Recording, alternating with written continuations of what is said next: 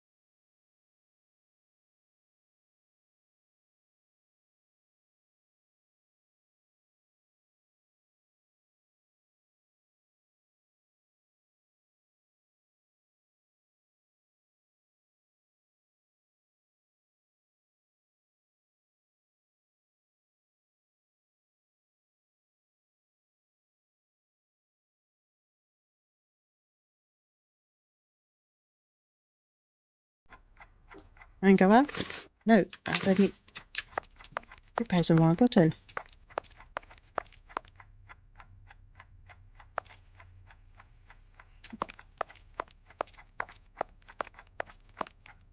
I need more information. Okay, and go up. If I telephone one of Bulling's contacts pretending to be his assistant, I might learn something of interest. Hey.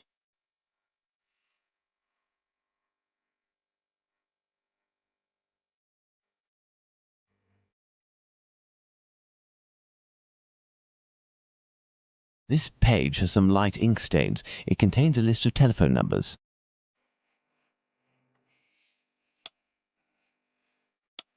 So far on the top to go down to the bottom.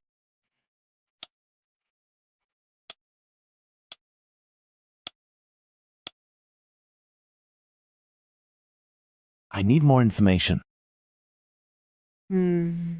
It's 16.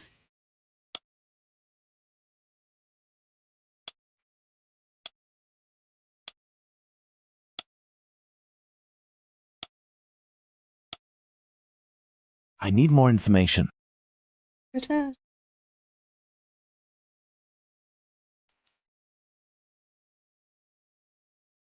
It's 85, I mean 1875.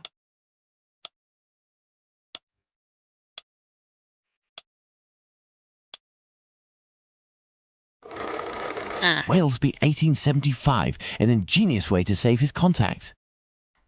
Central, Walesby 1875, if you will. Thank you, I will wait. Hello, Mars. Thank you for coming. Walesby, I am listening. Hello, my dear man. I'm calling on behalf of Tom Bulling. Bulling? So you know where this hypocrite, this liar, this... Not at all. He is currently unobtainable. In the meantime, he has left me with a note asking me to pursue his work, and he told me that you were aware. That's just great. I dropped everything off at his agency, but he didn't even bother to do the same for me. Tell me he at least gave you the information that I was asking in return. I am ready, sir. I'm listening. Do the police have a suspect for the bizarre theft of cigarettes and carrots that took place at the commercial street market?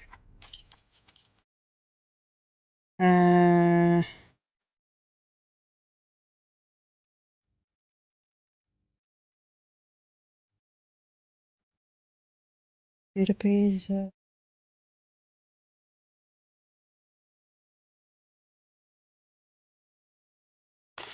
Crossing Guard is certain rabbits a cough.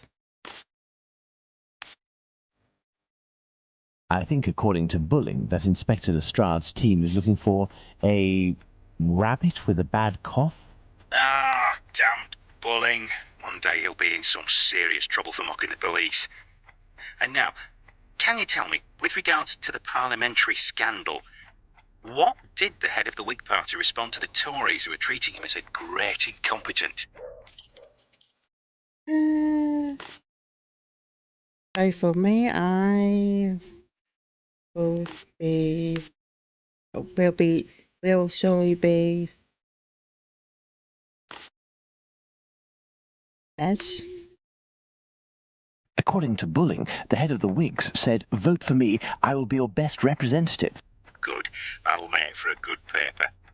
There is one last question. According to a government social study, civil servants make the best husbands. Why? Time for work.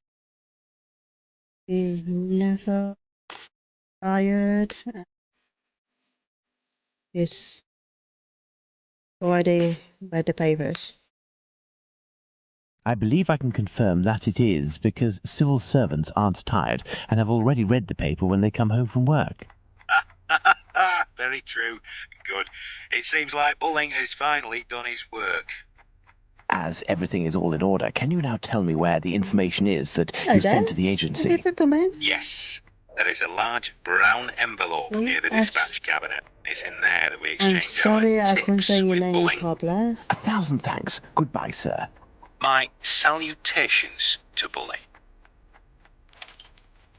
Okay. I would imagine these are I need to go.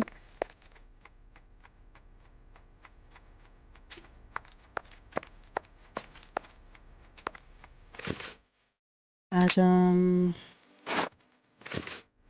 There are several documents in this file. Let's see. I wonder why Bulling is studying this tale about Spring Hill Jack so meticulously. What does that mean? Mr. Jolly Mob, thank you for this. Thank you for this. Well, I well, think. a piece of information about the murders transmitted exclusively to the police without informing the press. That has piqued my curiosity. Perhaps I should go to the police station to get more information. About the letter, I give the thanks. What does Okay. that mean? I have inspected everything, but there's no sign of Bulling. He must have dashed off to his HQ, the Wasp's Nest. However, before I go to see him, I should find out about this mysterious information. It could help me get something out of the journalist. To the police station, then. Let's go. Police station. No, please. Thank you. Let's go to the police station. Yeah.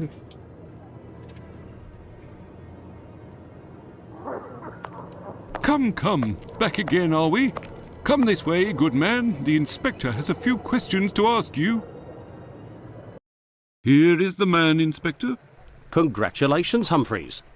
So, my lad, one would say that you owe us a bit of an explanation for having left something with us. What is your full name and profession? Sherlock Holmes, consulting detective. Well, how about that? Mr. Holmes, can you explain this get-up, your presence in the neighbourhood despite my instructions, as well as this most opportune restitution of jewels? Firstly, I should tell you that not being under your command, I never understood what you said as an order, but rather as advice. I thought I would be wise to follow them to a certain extent. I intended to explain the stolen goods sooner or later. My presence here will allow me to fill you in on a few conclusions that... If it is in regard to the Whitechapel murders, it won't help us much. We have no doubt that we will be revealing the identity of the murderer to the people in the area in a day or two. I'm impressed, Inspector, and I offer you my sincerest congratulations. Nonetheless, you should investigate a certain doctor. Listen, Holmes, let us do our work. You've rid us of a great pain in the rear end by finding those jewels for us. It's weeks of work that you've saved us. But I think you're a little underqualified for a case like that of Jack the Ripper. Until it's over, I demand that you do not set foot in the area. Is that clear? I take note of your advice, Inspector. You mentioned Jack the Ripper. Pardon me, but you know the name of the murderer?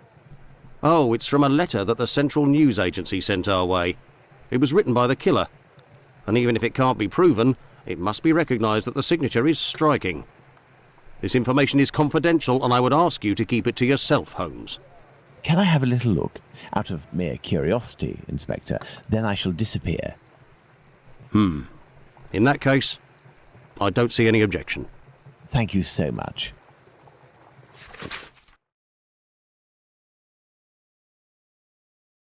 On hearing the police ask, but they won't. What's that? Nothing me just yet. After where they look so clever and talk. Winning on the. Okay. Me? Not up to discovering who Jack the Ripper is? Well, we'll soon find out, won't we, Inspector Aberline? I know who wrote the Dear Boss letter signed Jack the Ripper that Inspector Aberline gave me, and, above all, I now know why. This Tom Bulling was inspired by this fantastical character to build a myth out of the Whitechapel killer. Perhaps he would be receptive if I shared my discovery about him and prevent him from accusing Squippy. I must find him at once. My best bet would be to try my luck at the pub. Okay, to the pub. Here we go. Ah, Holmes, I got your message, and here I am. Perfect, Watson. That oaf Bluto is looking for us with evil intentions, and he may be hiding here. I will try to get more information inside. You, Watson, will be our lookout, and at the slightest suspicious sound, do not hesitate to call the constable on his rounds.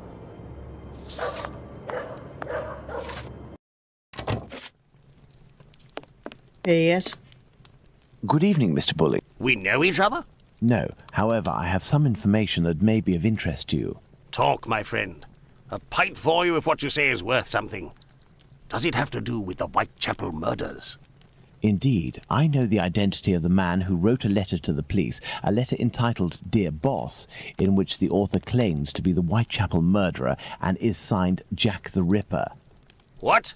It's a journalist who was inspired by Spring-Heeled Jack in order to strengthen the credibility and the seriousness of his agency.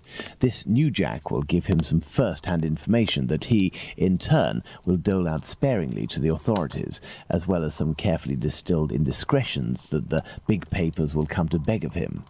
He plays both sides off against one another and becomes the chief orchestrator of the rumour. He wrote this letter in this very spot, and he has red ink on his fingers. Like you. What exactly are you after, my friend? You've been threatening a certain Squibby to distribute a telegram naming him as a possible suspect in these murders in revenge for an old feud. I would suggest you don't write this note, and that you leave Squibby alone. I'd forgotten about the existence of that rapscallion. I threw that at him when I was visiting the station to get the dope. You should have seen his face. You must also stop sending these letters that waste the authorities' precious time. Right, well, I don't even know what you're talking about. I have a great relationship with the Bobbies. Just ask around. I don't have to answer to nobody. Now leave me alone. Farewell, sir. Good riddance. I'll speak to him. Hey, you wouldn't be the gas man that Bluto's looking for. Don't know him. Where's the door? Hey, it's a bit dark. Let's hurry to the police station, Watson. We are close to our goal. Squibby will be able to reveal what he knows about Tumblety. Squibby, so that's it. You're a free man again. We were just coming to the station to find you. Yeah, the Bobbies agreed to let me go and I came to see Bluto before ferreting you out. So, you've seen the newspaper man? Yes, he is in the pub and everything is taken care of, but I'm waiting to hear what you have to say about Dr. Tumblety. Okay, but we have to be quick. One night, I goes to see Bluto in his hideout that ain't far from the boarding house where this Tumblety bloke has a room. I see him coming in too. He must have been on one real binge. To the point, the Tumblety fella was there, and he smiles at me, all nice like. He tells me he's a great Yankee doctor, but my business interests him. I'm interested, I tell him, but I'm not the type to just jump right in without getting to know a Hello, person, Chris see? Toby. Thank you for He coming. invites me round to his room to talk business, just him and me. We empty a bottle or two, and all of a sudden, like, he wants to show me what he's got in this big trunk that he always carts around places. I just about vomited, see? In these jars, just like pickles, you know, there were pieces of meat. And he whispers that it's the lady bits of some old dames. He called them peckymins. I call them love killers, I would. Yuck! After that, he starts to go on about rich folk. They ain't nothing but dogs, and I won't tell you the worst of it. Then he comes all close to me and puts his sweaty hand on my leg. He was one of them types, not me. I don't wait a second before I give him a good thrashing, and I start running and let go of him, and he still wants to see me again just to talk business. But then I had to do time, so business. Do you know where he can be found? Why, ain't he in his digs? Maybe he got to liking life behind bars too. I heard that in some jobs there's a way to. Thank you for your information, and we'll meet again, my friend. Here is the sum I promised to get you out of London. Ciao, fella. I've just got a little score to settle with Bluto, and I'm heading for the country. ITO.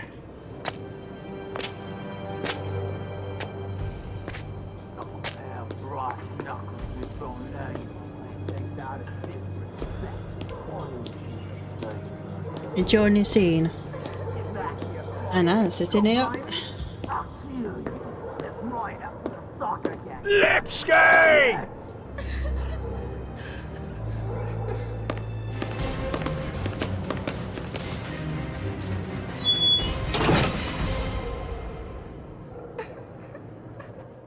My dear Watson, we must strike while the iron is hot. We have avoided meeting Dr. Tumblety until now. The time has come to do so. Do you have an opinion, Holmes?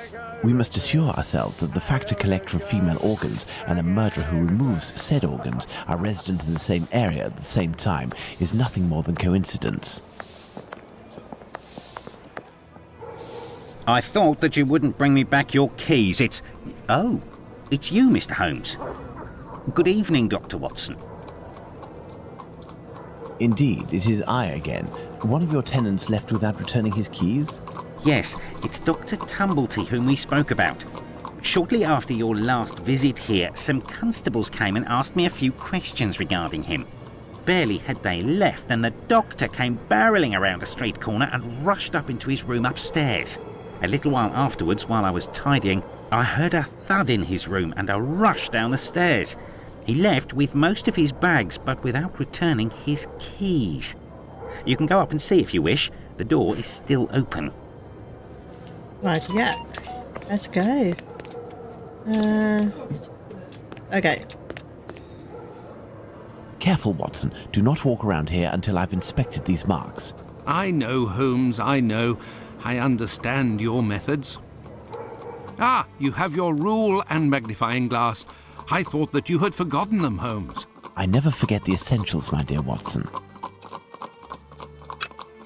Right foot, light trails. The man was running. Size 13. Ah, you have your rule. I never forget the essentials, my dear. Right foot, light trail. Right foot, light.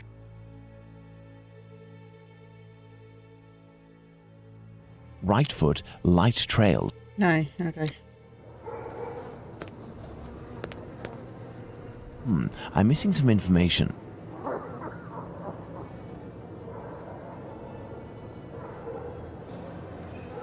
Ah, you have your rule. I never forget the essentials, my dear Watson.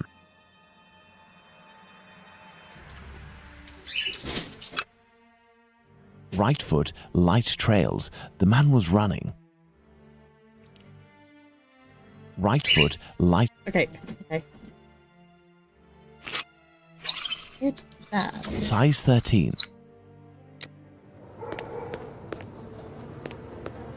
Ah, you have your... I never No, forget no, the I know. essentials.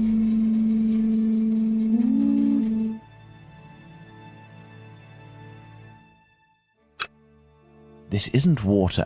Going by its sticky texture and odor, I'd say we're dealing with formalin. These are the footprints of a tall man who had recently stepped in formalin and who left this room in a hurry. Well, can I walk on it and enter the room now, Holmes? Let's go.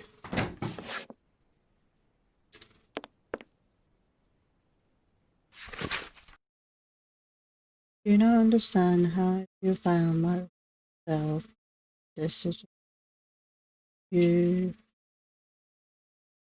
If this letter No, is right, addressed so- to him, it would appear our doctor is a veteran of the American Civil War. Vicksburg is the key. Now, that is interesting. These footprints are the same as those found in front of the door. There are a few pieces of a large glass jar in this puddle. The man who left the footprints on the Nick. ground must have walked in it while fleeing. These footsteps must be those of Squibby. He must have hit Tumblety, who dropped one of his jars. And he ran out. Elementary, Holmes. Perfect, Watson. Yeah. This Dr. Tumblety seems to be attracted to men more than women. That much is clear. So, the doctor has a handgun, and he would use it to restrain young men, perhaps. Going by its size, this enormous trunk must be a wardrobe. These brackets are rather unusual. What do you think, Watson?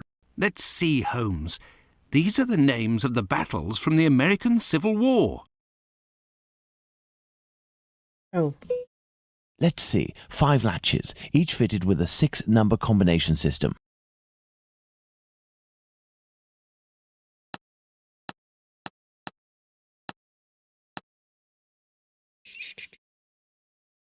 I am under the impression that the dates written correspond to the battles, Holmes, but one is missing.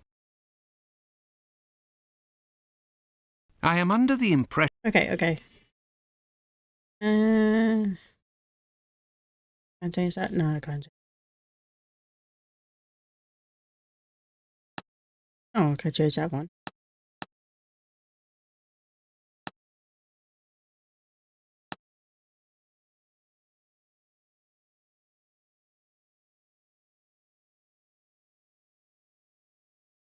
How you doing, Nick?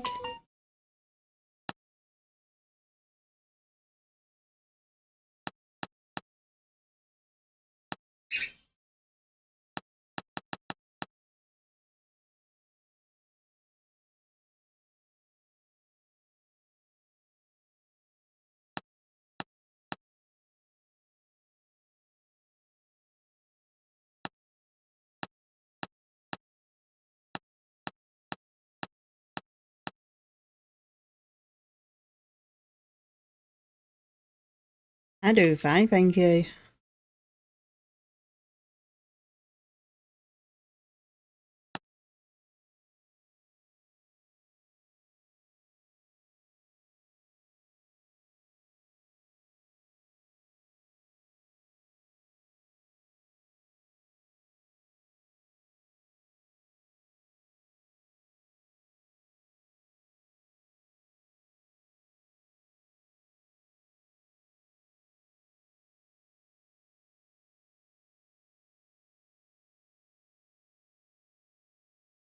Okay.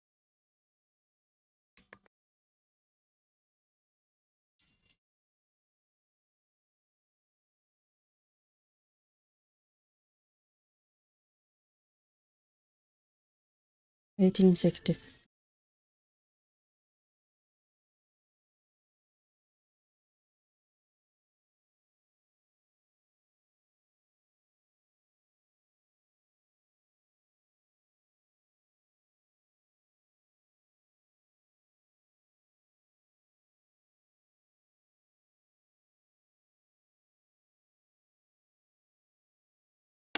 So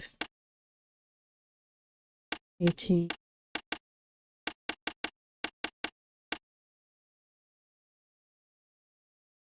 Yep.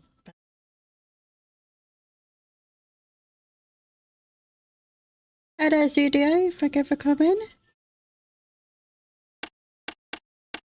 5. Move. 63, not 5.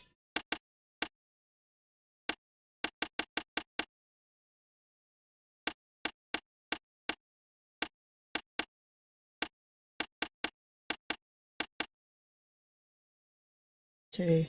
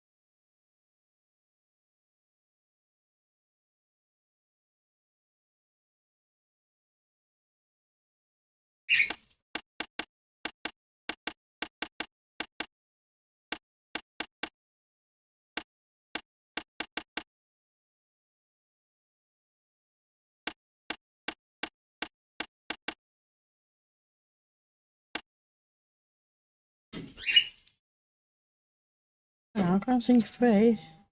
Oh. Okay. 12. 2.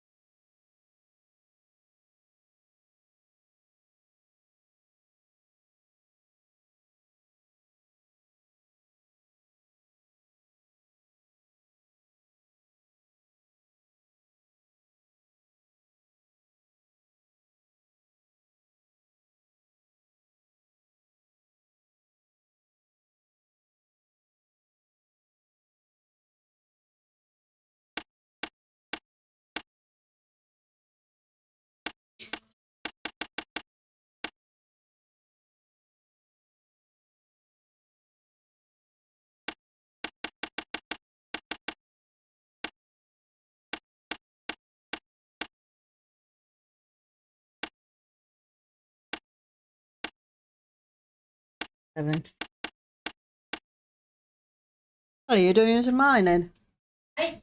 So you're doing some mining? Yeah. Okay. And the new ones? So, Yeah?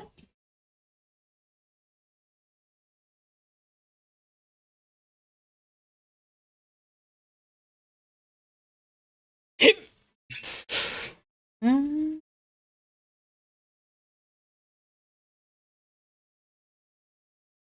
Don't know about this one.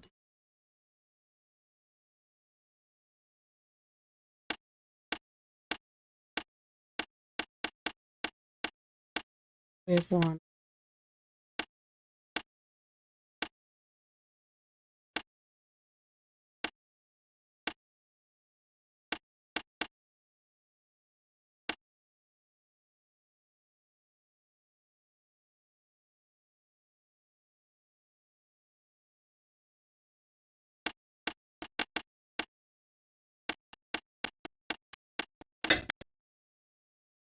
Oh.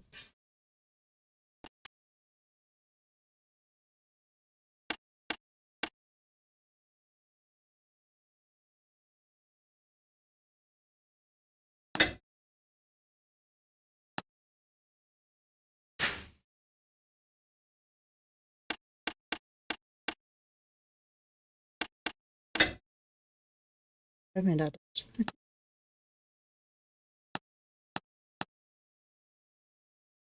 We don't want.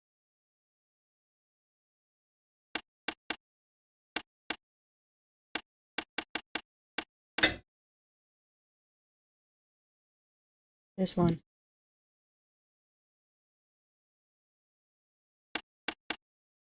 Yeah.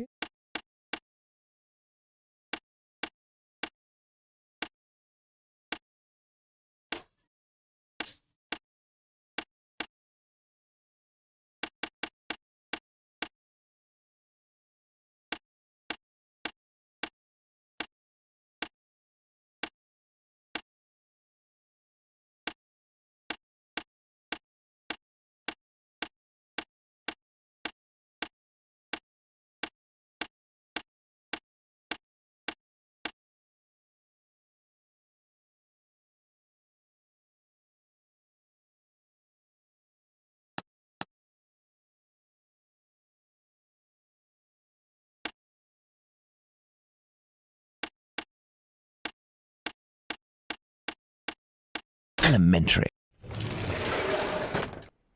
This is dreadful, Holmes.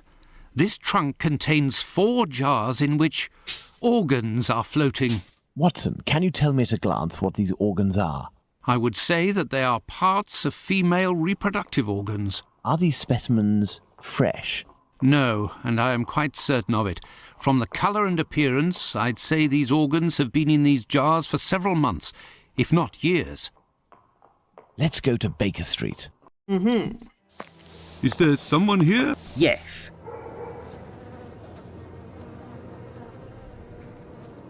What's going on, Finlay? You seem to be in a panic. The 2 police officers wanted to know if someone suspicious had entered here. The Whitechapel killer has struck again, and if I understood correctly, he killed 2 women in the past few hours. Where? I don't know. The police didn't tell me anything. Quick, Holmes, we must catch up with them. Certainly not, Watson. Mr. Finlay, do you know if the doctor had any other pieces of luggage up there apart from this trunk? 1 or 2, I think. Do you take care of the doctor's laundry? My wife does laundry for the tenants once a week. The sheets likewise. Would you be kind enough to let us know as soon as possible if the doctor shows up again? Certainly. I'm just worried that he won't be back, you see, and I'm annoyed about my keys. Holmes, I don't follow. The Whitechapel killer is, at this very moment, very close by, and we are just staying put, twiddling our thumbs. The Whitechapel killer has always been nearby, and what will we do? Go back to the scene of the crime or crimes and mix with the onlookers and trample the crime scenes even more? No, our time will come. Let's return to Baker Street. Let's go back to Baker Street. Home, sweet home. How are you doing? We were less than 200 feet away from the first victim a few minutes before she was murdered. We might even have heard the murderer's voice. And we haven't done a thing for the past week. You're the one not doing anything, Watson. For my part, I have been working, and as you know, I've made good use of this week by tracking down and verifying all of the solid facts on these 2 murders to write up the notes that are on my desk, read them over again and try to gain a bit of perspective.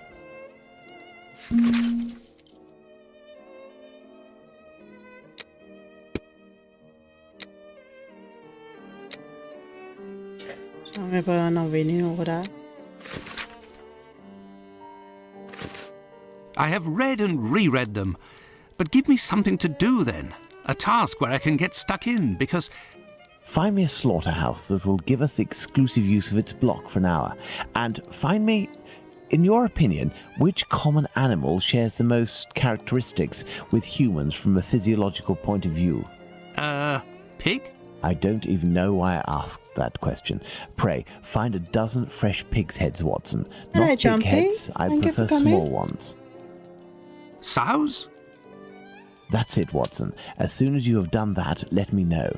I request that you search in Whitechapel. Who knows, perhaps you will learn something about where Dr. Tumblety may be hiding. There is also no shortage of slaughterhouses and pig's heads in those parts. Okay. I will play as Dr. Watson. Chapel was please. What a ridiculous idea to have asked Holmes for something to do. Where on earth am I going to find what he wants? Perhaps that kind Lucy will be able to help me. Lucy. And here you I go. must go to Miss Bella's.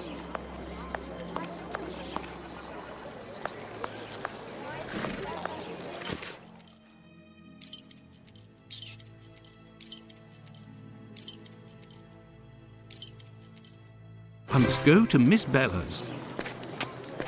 Trying. Good evening, Lucy. But is something wrong? Good evening, Dr. Watson. Yes, it's my uncle. He's no longer with us. Please accept my condolences, miss. Thank you, Doctor. But why are you here? Can I help you? My request may sound rather strange, but do you know if there is a butcher's or slaughterhouse in the area where pigs are killed? Yes, Fletcher's the man. He was a regular client, owner of a little butcher's shop not far. But Miss Bella didn't want him to come, as long as he didn't treat his awful sickness. Can you point to his shop on my map? Certainly. Do you know anything about the 2 latest murders? Oh, goodness me, no. All the girls in the neighbourhood are terrified. Who will be next? That's what everyone is asking. Goodbye, Lucy. Until next time, perhaps, Doctor. See yourself. Let's go. There's Fletcher's butcher shop. Closed due to illness. If the proprietor is ill, the butcher's block is probably not being used. Perhaps I can use it. Now, where could a sick butcher have got to?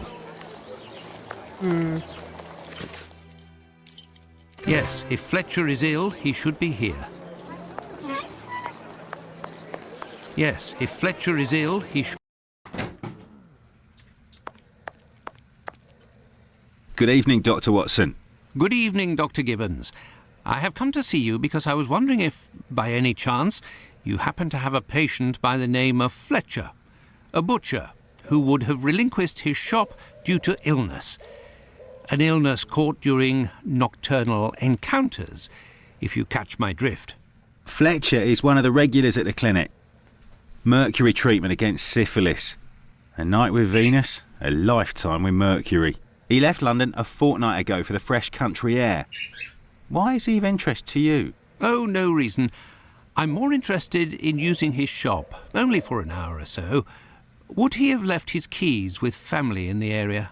He has none left, but he must have left Hardiman, the cat's meat seller, to oversee his shop. They're in business. They're good friends. Do you know where he can be found? No, but wander around the neighbourhood and listen for his beeps. He often passes in front of the clinic. Besides what? Yeah. Never mind.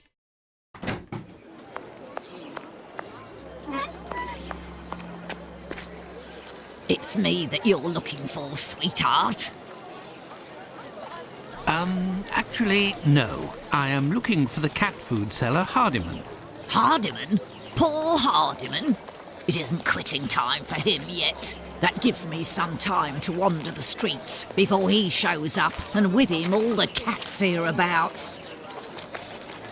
Do you know where he lives? Sure, and for a copper I might even tell you. Here are a few coins. You're too kind, Governor. Well, these days I knows that he lives with his mammy on Hanbury Street, in the same place where Dark Annie bled to death. Do you know where he No. lives? Why did you call him poor Hardiman? Bah, he's in grieving, of course. Just a few weeks ago he lost his wife, and 3 months before that his girl, poor fella. He was in tatters. Even came to cry on my shoulder, believe it or not. Well, I must leave you. I must go to Hanbury Street.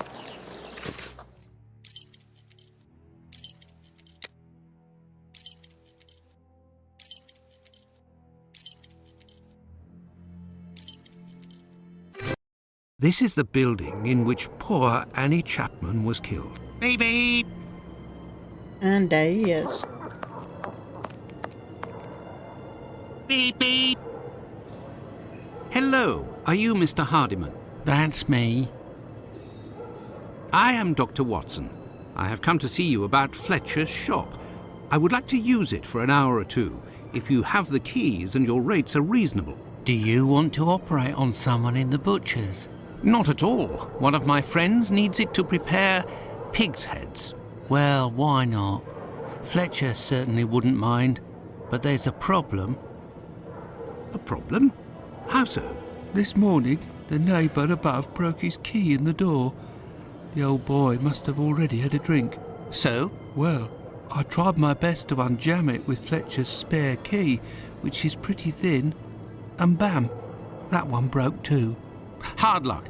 But if you have the end of the broken key, perhaps it can be fixed. It must still be upstairs. I didn't pick it up. Fletcher has a key too, so I didn't think it was a problem. Fancy, if I just had another key with a simpler blade, I could copy it. I'm great at odd jobs. Fine, I will try to find all of that. Hey, Well, that's good. see you later then. Thank you for coming. Goodbye, sir.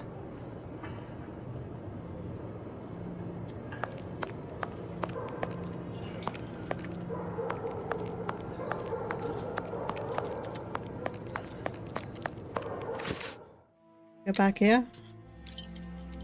I have no reason to go.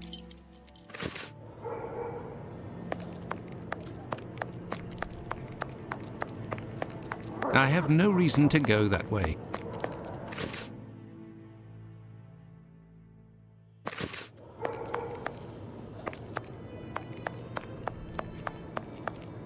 It does.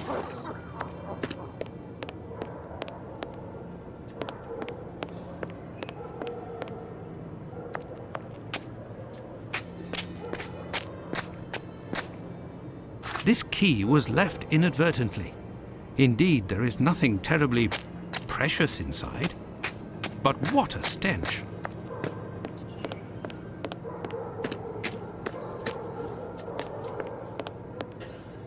Oh, no. But what a... Ah, how dreadful! Kebabs, the same as Hardiman's. So he prepares his meat here. My word! These are innards.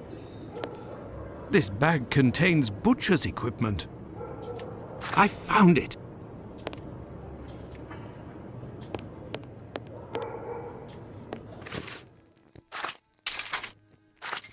Right. No, not.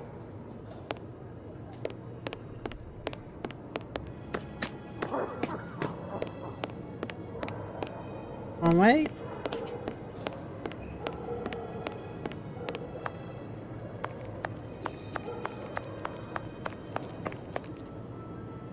Have you found everything I need to remake the key?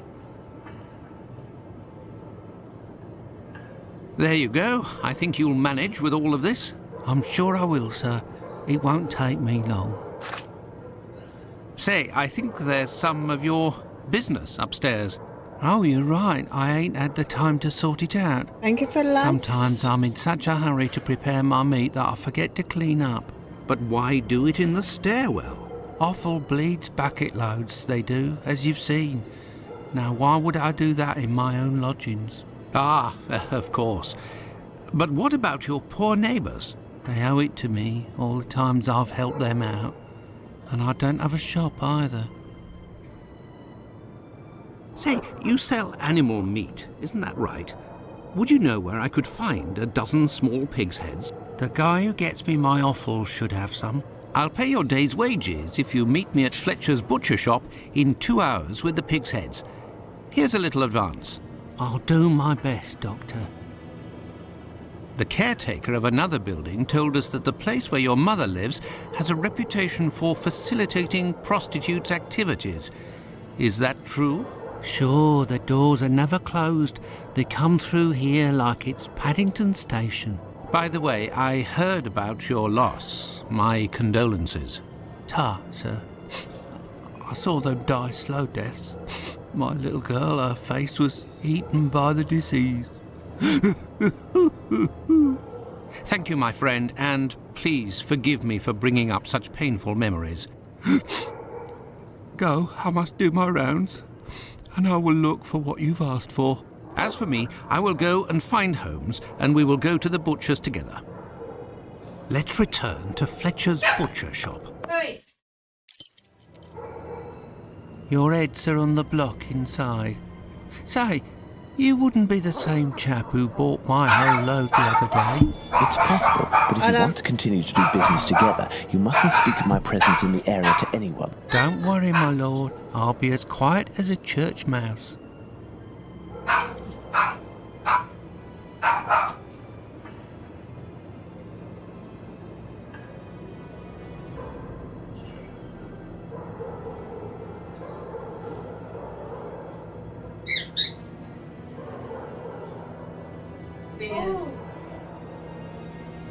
Yeah.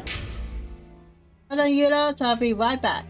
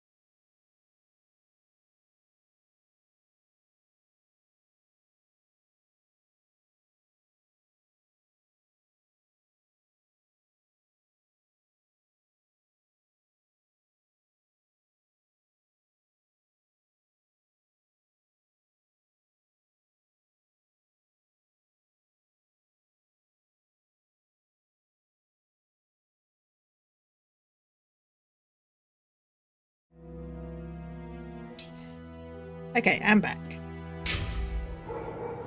I forgot what I do now. Oh. Holmes, will you explain the reason and rhyme behind this masquerade? Elementary. We shall conduct an experiment that will allow us to answer a simple question. Does the type of weapon used by the killer correspond to a specific profession? And here are our sow's heads. Congratulations, Watson. You're welcome, Holmes, but what do you really want to do? Take up a collection?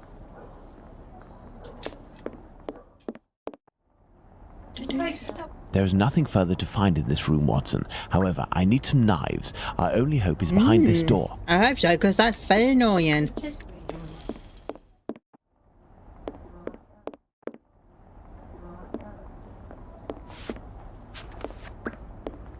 And here are our sow's heads. You're welcome, Holmes, but...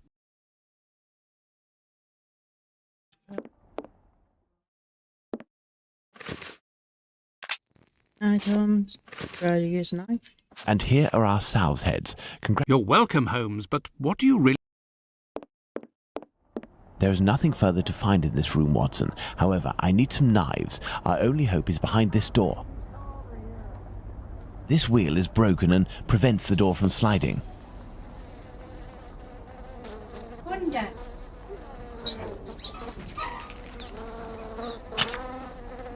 Ah. There, this door is slightly raised. This wheel is broken and prevents the door from sliding. There is nothing further to find in this room.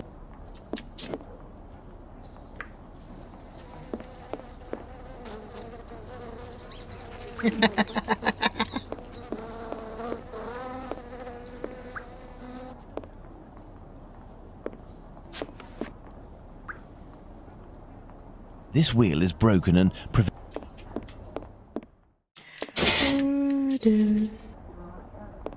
Hello, betrayed. God, thank you for coming.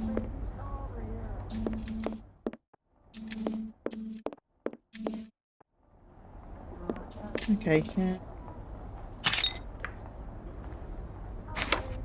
Elementary. While I prepare our experiment, could you find me 2 knives? A small one, somewhat larger than a pocket knife, with a large, sharp blade. We'll need it to separate the bones and to cut through the thick skins. Then find me a long knife that's at least 13 inches long, no shorter, that's sharp and has a thick blade. Fine, Holmes, but I'd like to tell you about Hardiman. Do you know that he prepares his kebabs himself, and... That he owns butcher's tools and uses offal? That's obvious, Watson. Pray, take my magnifying glass and my rule and get started, Watson. Find me these 2 knives. Okay. Knife Saturn.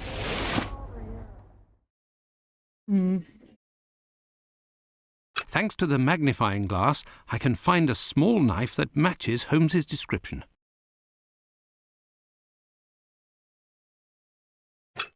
With the rule, I must find a large knife. Size, 13 inches. Size, 11 inches.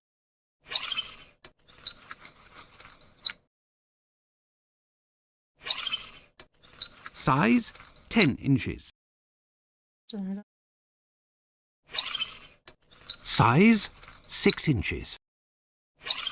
Size, 6.5 inches.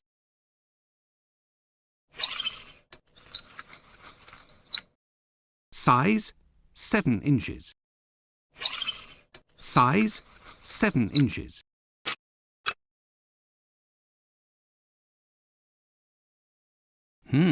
Large size. Large. That one and that one.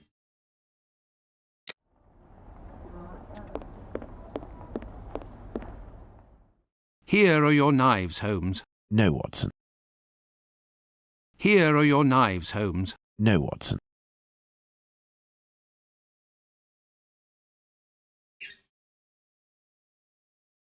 And the small. Okay. Put that back. Yeah. Yeah? I mean... Who's that loud?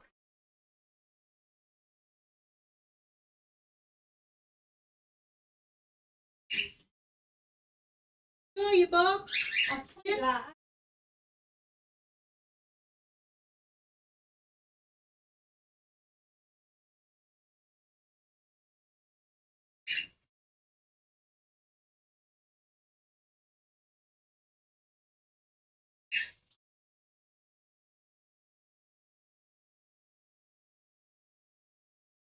Oh.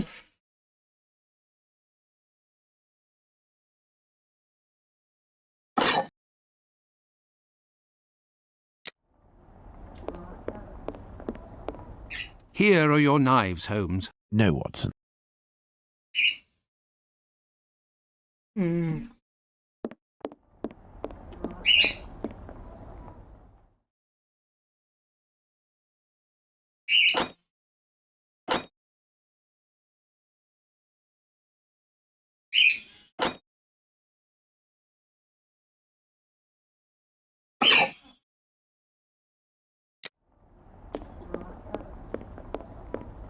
Here are your knives, Holmes. No, Watson. What did you say?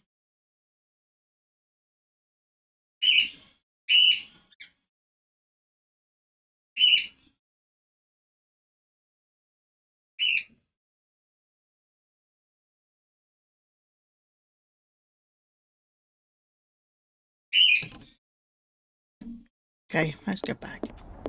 Yeah. Take the bacon. Fragments of cartilage. That one.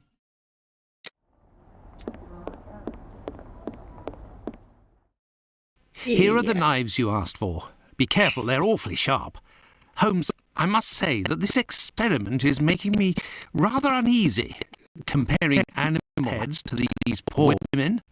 You're right, Watson, but this somewhat shocking experiment may help to end this massacre and save other victims. You can be sure of that.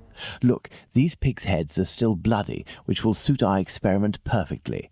I have a pocket knife and a scalpel with me. With the two knives you just brought me, we have a similar array of weapons as those probably used by the killer. We saw 3 types of throat wounds on the deceased attributed to this man, those intended to slit the throat, those intended to decapitate, and the more superficial yet mortal wound that led to the death of the unfortunate victim in Dutfield's yard, Miss Stride. With the help of these 4 knives, we are going to try to recreate these wounds on the pigs' heads and see what we can establish about the weapon or weapons used. We may also be able to rule out Miss Stride as a victim of the killer of the other 3. Okay, do this. Let's try to use these weapons on this head to obtain a large deep wound to the throat, like those that were noted on 3 of the 4 victims.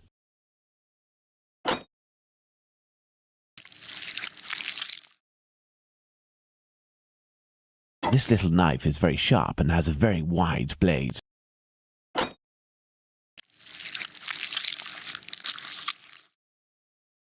Oh God.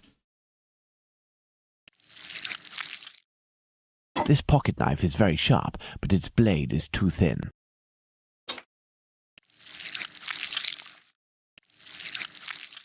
The wound is too shallow.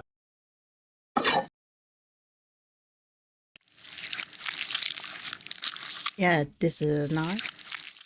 Look, Watson, this knife easily penetrates the flesh. This one. Next one. Let's try to decapitate our victim with these tools, knowing that the killer didn't quite manage to do it. Charming.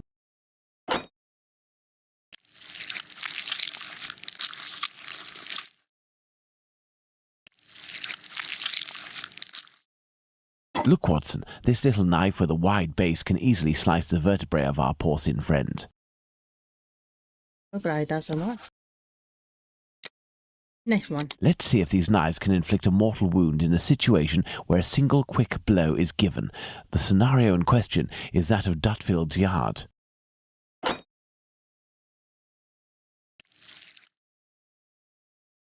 In using the cutting edge of this pocket knife's blade, I can scrape the skin. This particularly sharp blade can make a deep gash with one quick slice.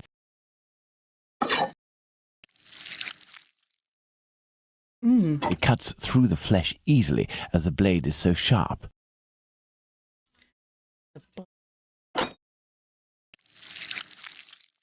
Look, Watson, the blade sinks This particularly sharp blade, it cuts through the flesh.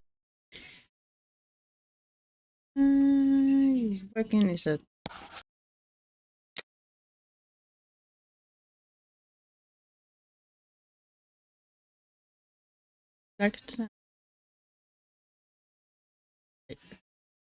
Let's see if these knives.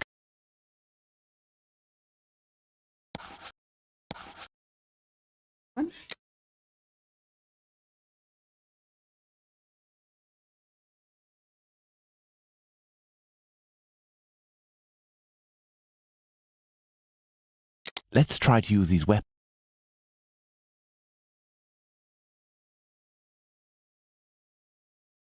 Elementary. Oh, so you had to do. Let's try to decapitate our victim. Charming.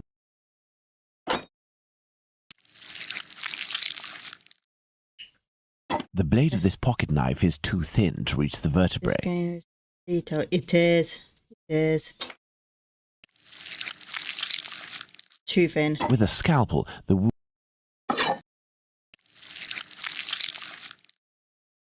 this knife with a long blade.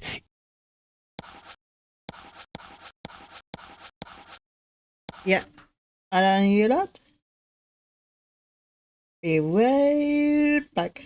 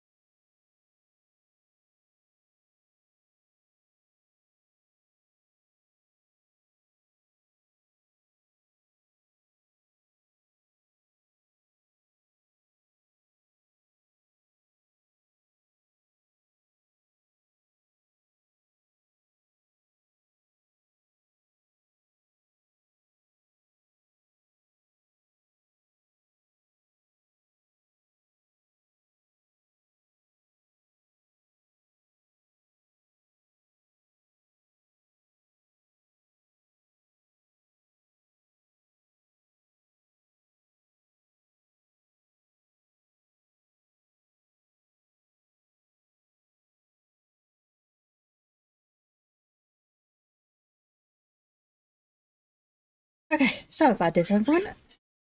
I was doing something for Mama. Anyway.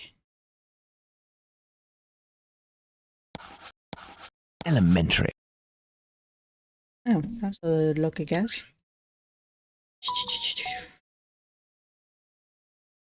Let's see if these knives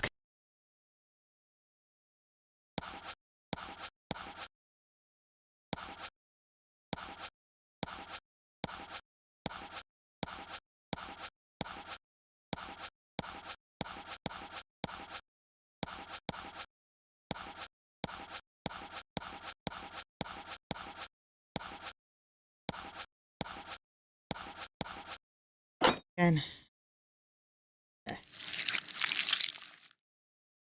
Look, Watson, the blade sinks easily into the flesh. Put down one.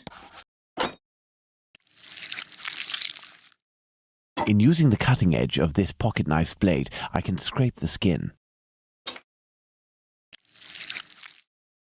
This particularly sharp blade can make a deep gash with one quick slice. It cuts through the flesh easily as the blade is so sharp. Elementary. Oh, yes. No, Watson. Like the... That's it, Watson, the big knife.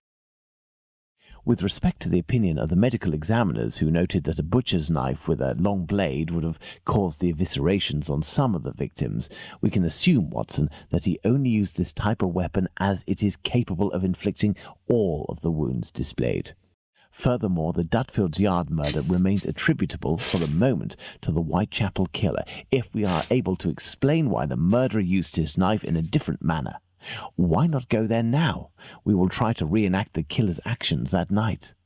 Our first objective will be to clarify, one way or another, the statements of Constable Smith, as well as this Hungarian by the name of Schwartz.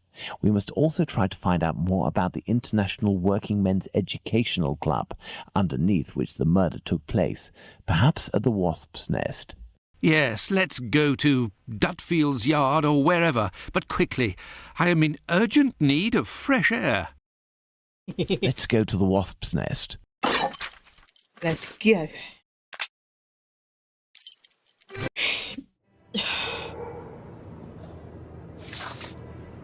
Don't forget that Bluto may still be hiding here. I will try to find out more inside. You, Watson, must intercept the policeman on his rounds. Given the hour and a bit of luck, it will be Smith.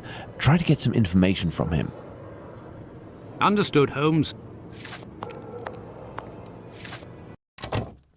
Okay, I'll talk to her. If you're looking for some company... Him? A draft, my good man. Here, sir. Tell me, was it not a mere stone's throw away from here that the Whitechapel killer struck last week? That'd be Jack the Ripper, that's his name.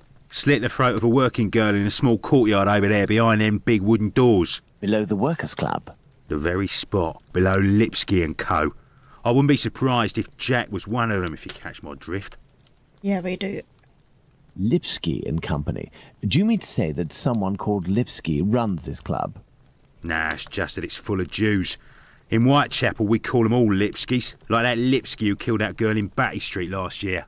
Oh, really? Last year, a Jew named Israel Lipsky killed a lass who was 6 months pregnant by making her drink acid. One trial and one protest by rabbis later, and he was hanging. By those who don't much like him, the Jews are called Lipskys. Is the term Lipskys used to refer to the Jews in the area, and is this club frequented by Jews? You got it.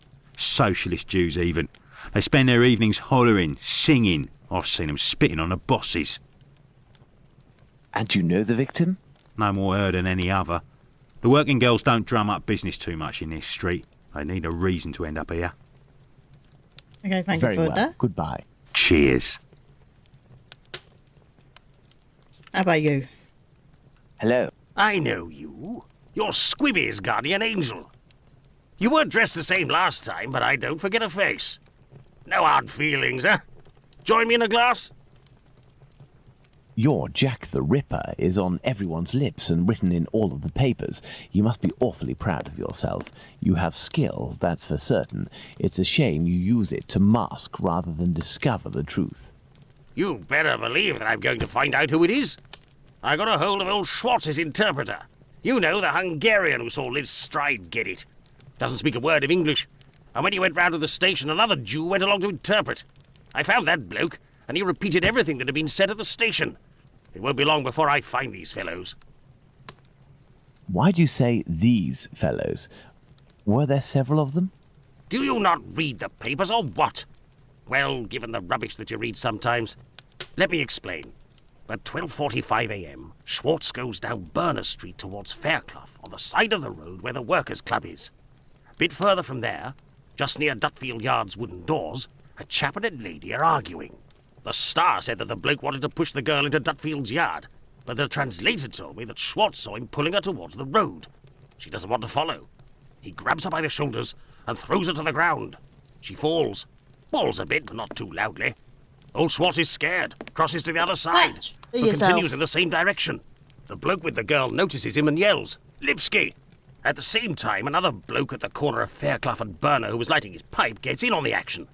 He starts coming towards Schwartz in a menacing way, and Schwartz takes to his heels, doesn't see anything else.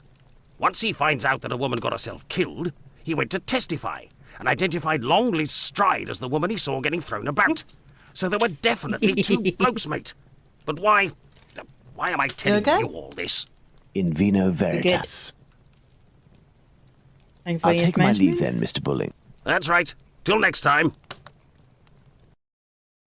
Of course I do. First and foremost, I must find P.C. Smith.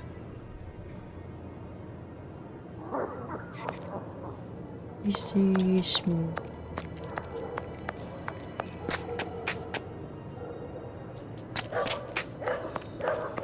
You see. Good evening, Constable. Good evening, sir. I am Dr. Watson. Would you happen to be P.C. Smith, the man who patrols this beat? That's me. And you work with the famous Sherlock Holmes, don't you? What can I do for you? Say that again. That box upstairs. Oh, for chip or storm? Door. Yeah.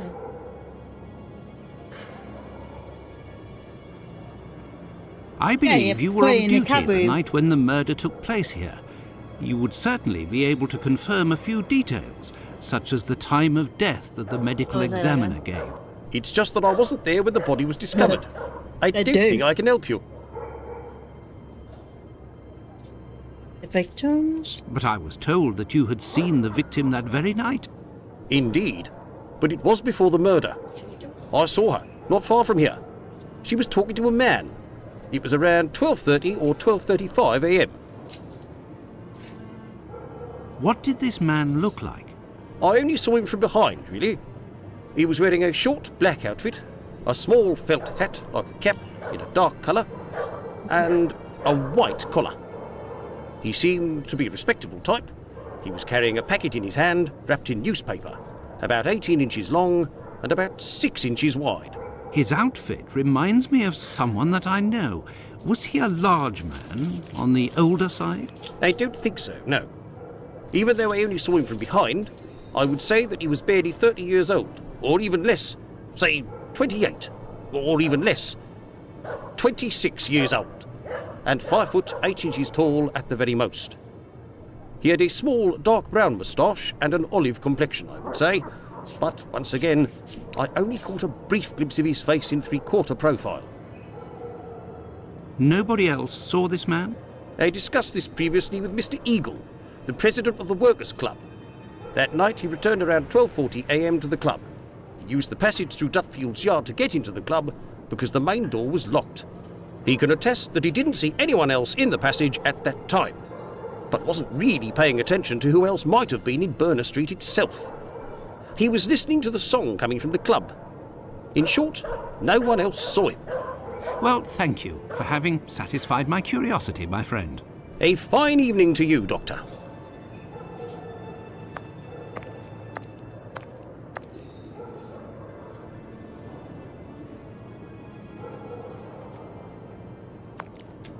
Well, Watson, let's go to Dutfield's yard. Duffield. Wherever that.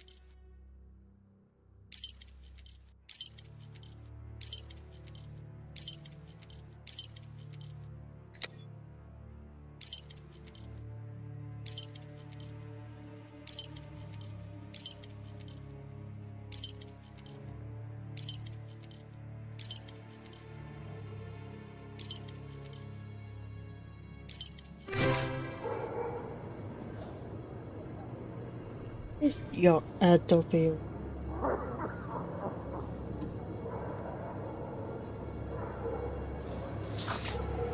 Okay.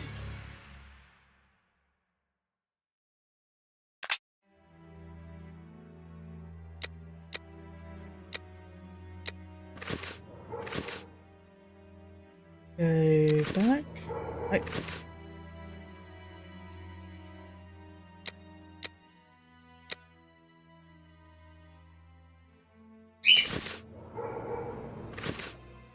Yeah, I was supposed to get out.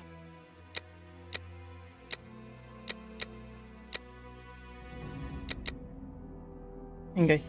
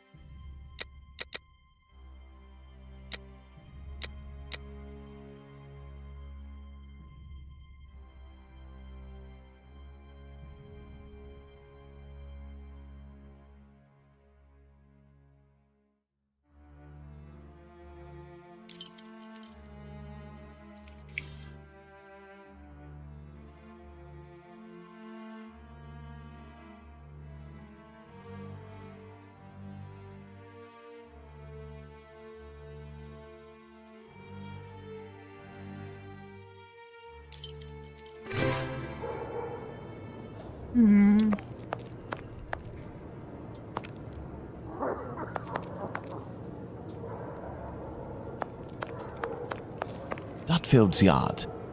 And that ain't far.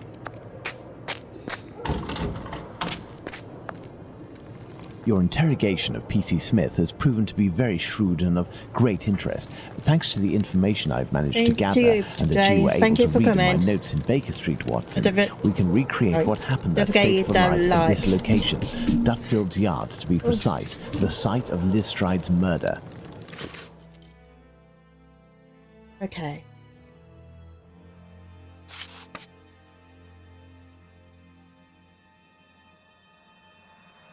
Let's put a one wheel all the time. 12 water.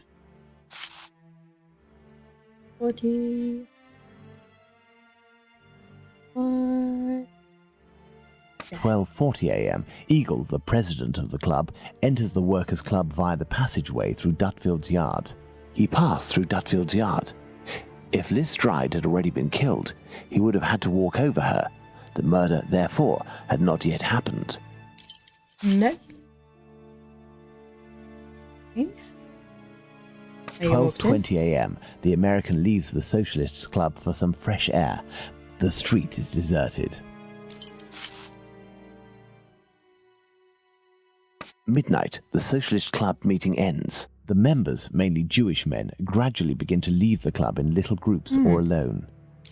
I bit my tongue. Oh. 12:30 to 12:35 a.m., Smith notices Liz Stride talking to the man with the package. 12:43. 12:43 a.m., Israel Swartz passes by Dutfield's yard and witnesses the attack on Liz Stride.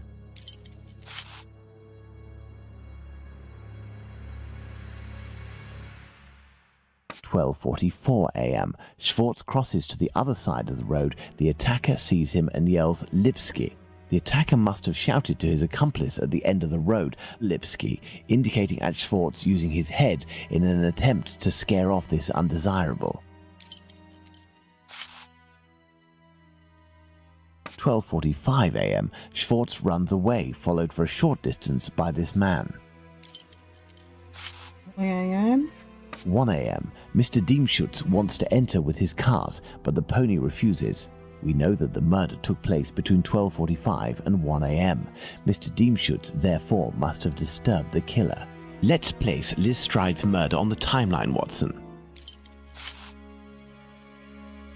12:45 to 1 a.m., the murder of Liz Stride. It took place in this very spot, as the traces of blood were very confined. We will come back to this point in a few moments to elaborate on what could have happened. Well, we are still missing certain information in order to finish this investigation, Watson. Related. Watson, imagine the victim laid down there on the ground. Her right hand, it is bloody, as is her wrist.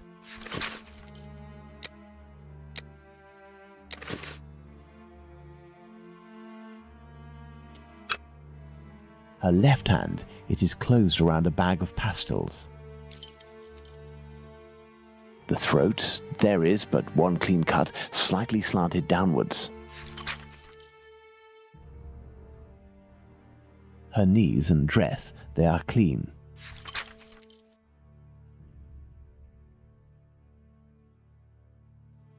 The ground is muddy. Okay.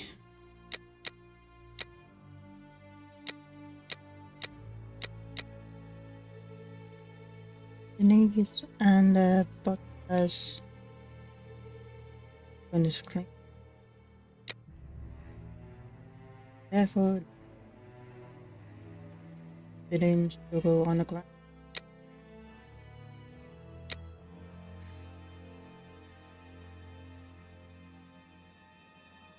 Upright.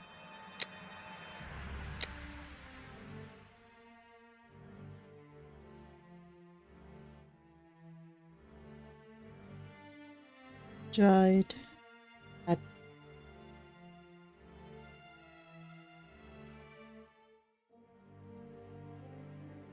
and one.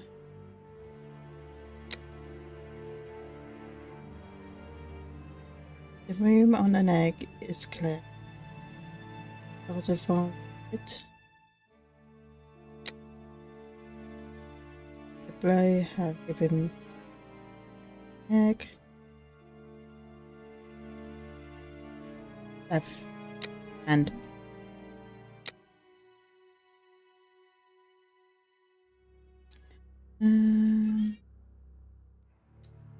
The early one room.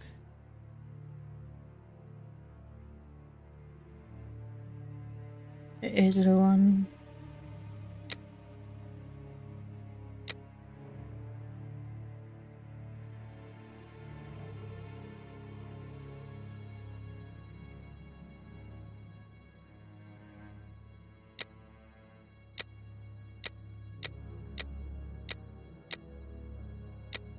okay.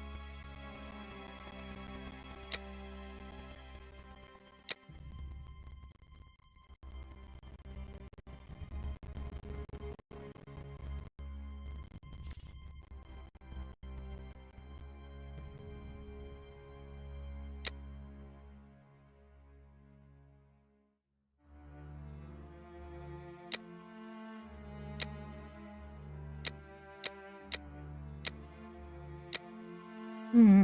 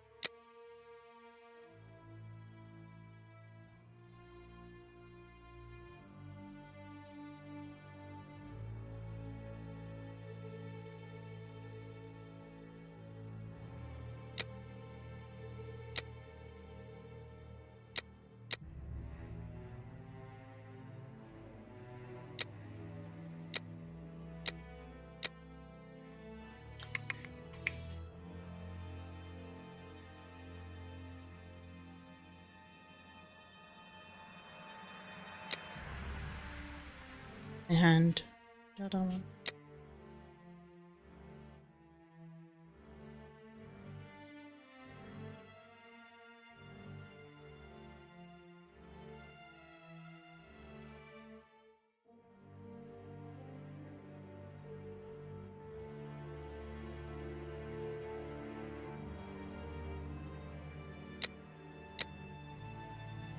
Oh, I don't know. Okay.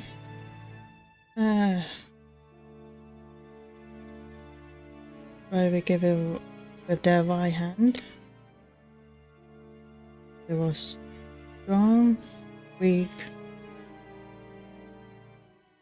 strong.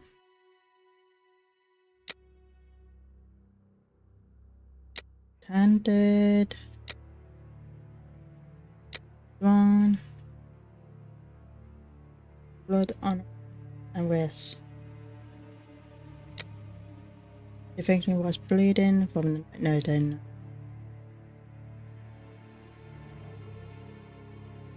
Yes.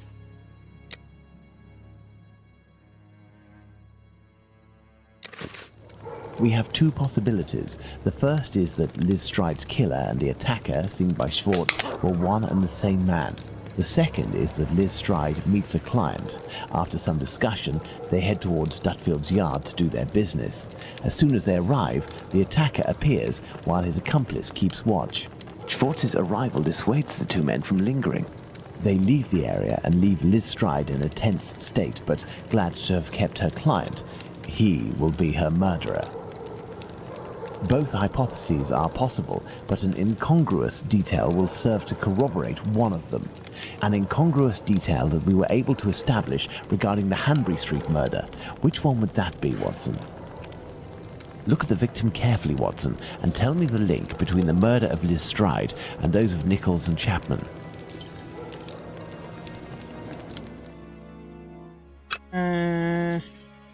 The bag of pastels, Holmes. That's a lucky guess. Pastels, indeed, Watson. If this woman had to defend herself against an attacker, why would she have held onto this bag in her hand? It didn't fall because this woman's hand tensed at the moment when she fell to the ground. Therefore, Watson, we know the killer distracted his victim's attention by making them take something out of their pockets. Why didn't he slit her throat like the others? He must have feared a struggle with this strong-willed woman. Why didn't he eviscerate her? Because Louis Diemschutz arrived. Do you think the Whitechapel killer is behind this murder, Holmes? Yes, and now this murder has been linked to its rightful perpetrator, it will take on deeper meaning when we have examined the facts from that night. Let's go to Mitre Square, where Catherine Eddowes was killed. And make haste, Watson, as we have another murder to commit in 40 minutes. 40 minutes. Here we are, Watson, Mitre Square. It took us a mere 20 minutes to get here. If the killer left Dutfield's yard around 1 o'clock, as we assume, he would have arrived here at around 1:20 a.m. We know that Catherine Eddowes' body was discovered at 1:44 a.m. Catherine was released from prison around 1 o'clock, but we have no information as to what she could have been doing until her death. This place has 3 possible ways out. Let's see where they lead. As a precaution, I brought an old map of the area with me. It will help us get our bearings. Let's hurry, Holmes. This neighbourhood makes me ill at ease. So that's a victim.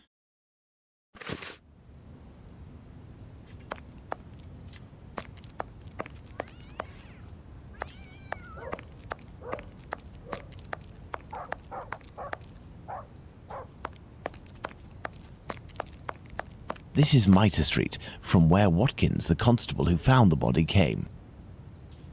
Nothing of interest here.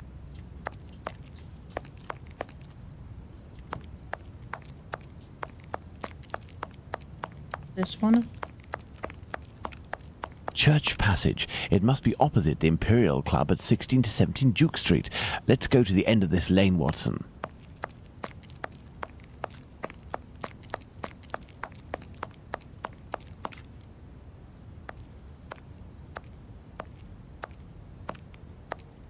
Hello, you must be Abraham Solomonovich, am I right?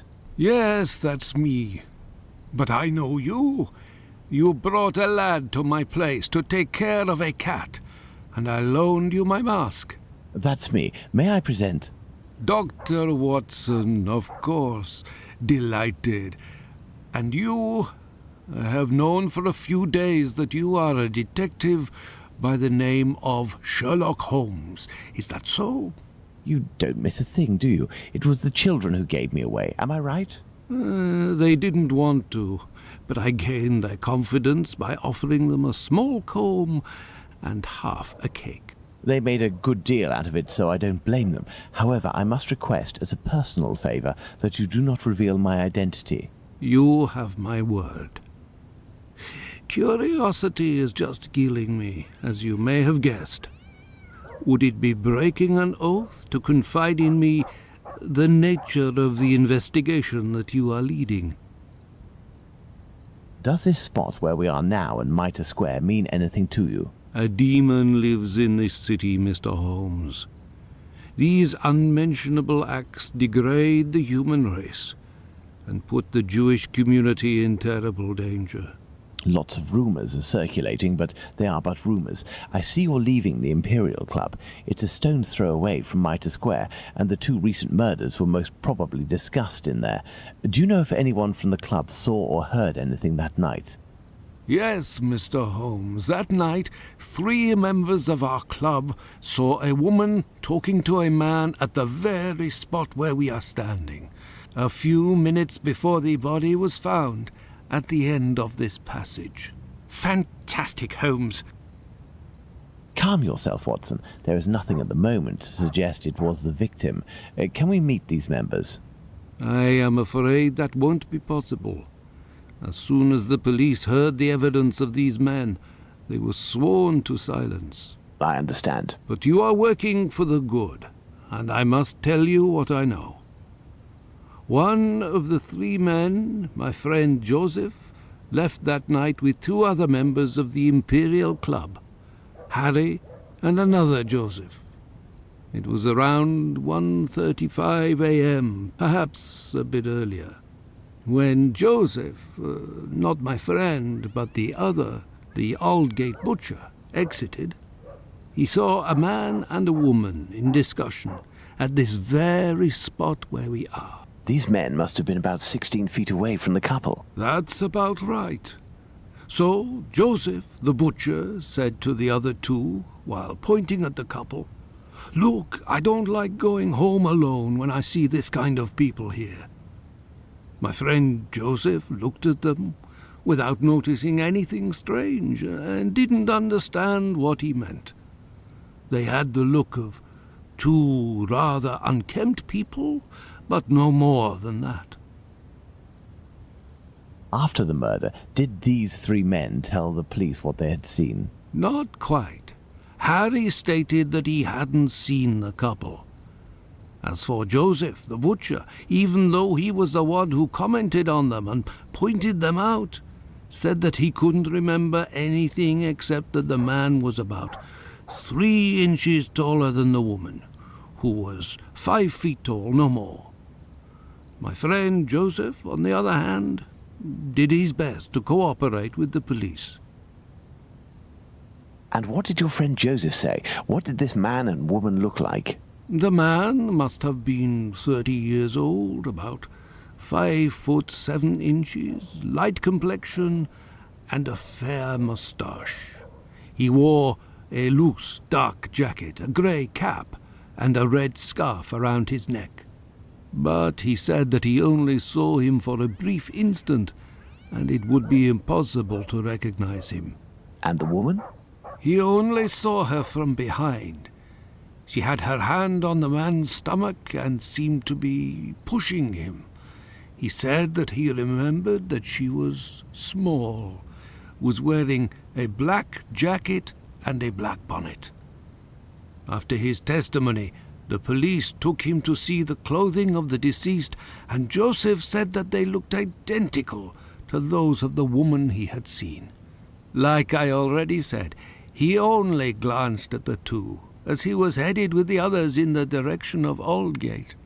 One final question. The Imperial Club is a Jewish club, isn't that correct? Indeed. Thank you for your help, Mr. Solomonovich. Bah, it was nothing. We must at all cost prevent this demon from striking again. And the police seem to have some difficulty in doing that. I wish you the best of luck, Mr. Holmes. This building is the Great Synagogue of London. Okay, it's inside.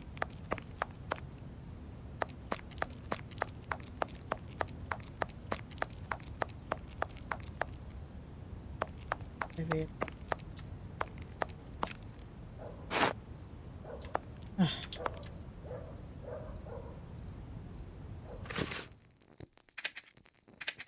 Take the lantern, Watson. Oh, thank God for that.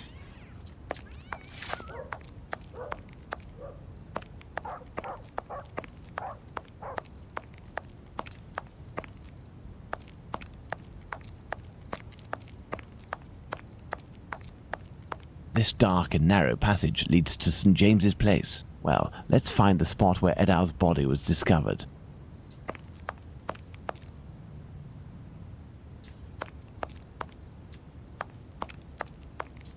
I have no reason to go that way.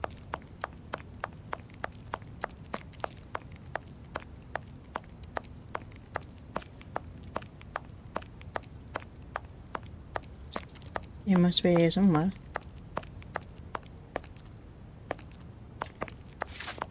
Ah, here it is. Watson, we are now in the exact spot where poor Eddowes tragically ended her days. This spot is very dark, Holmes. That is probably why our murderer chose it.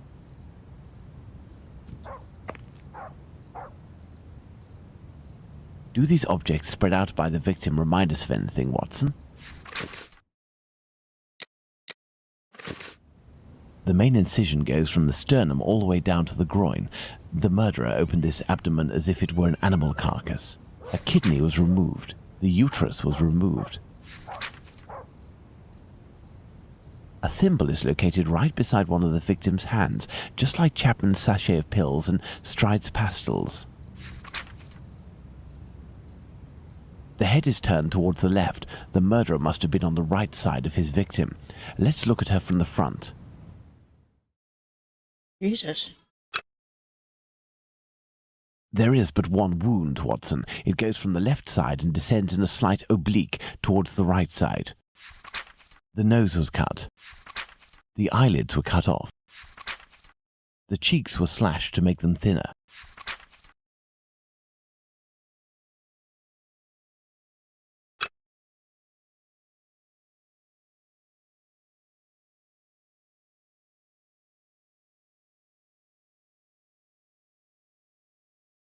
The cheeks were slashed to make them thinner. There is but one wound, Watson. The cheeks were slashed to make them.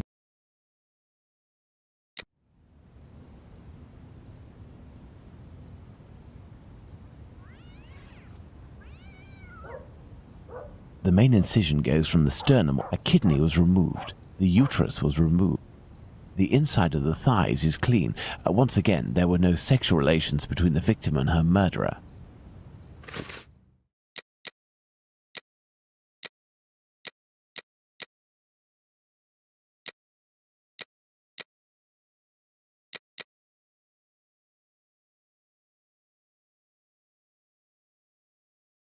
Bikini.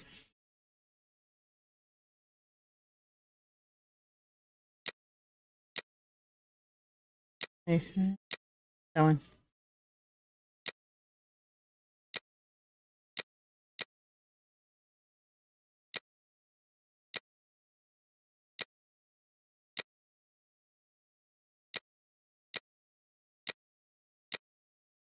There you go. Good.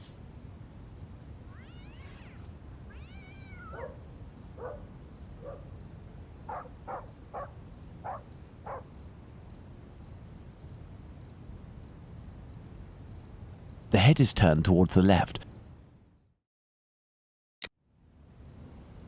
These intestines were pulled out altogether to grant access to the abdomen.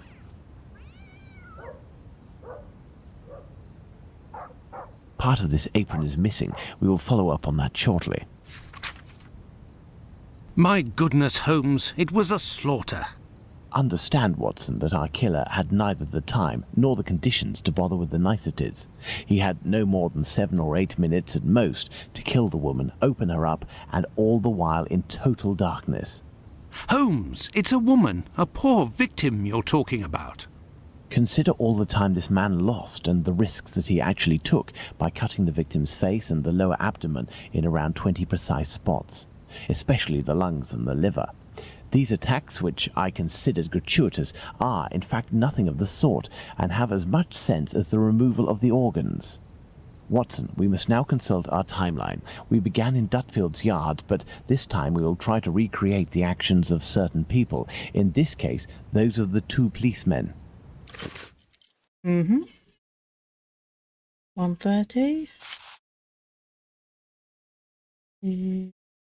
1:30 a.m. P.C. Watkins didn't see the corpse while on his rounds. If P.C. Watkins did his rounds properly, and there is no reason to doubt this was the case, as he discovered the corpse a quarter of an hour later, the murder hadn't yet taken place, and there was no one in Mitre Square, unless they were hidden among the shadows. Enter Mitre Square via Mitre Street, Watson, and stop and try to see me with the lantern. I will be where poor Edow's corpse was. I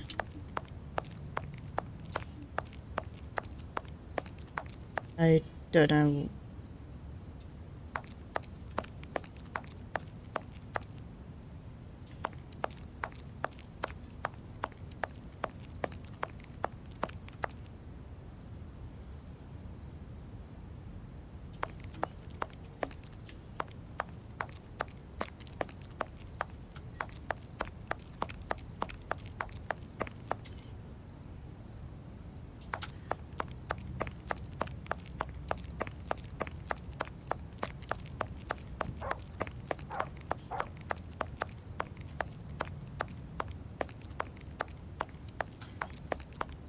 I have no reason to go that way.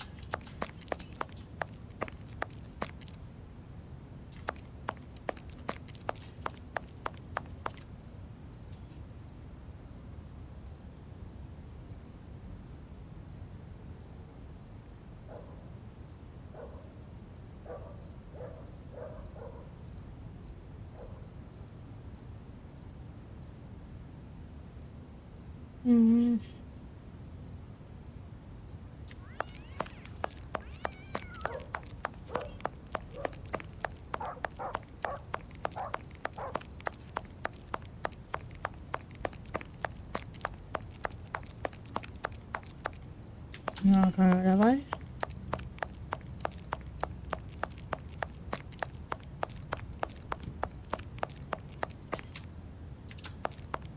I have no reason to go that way.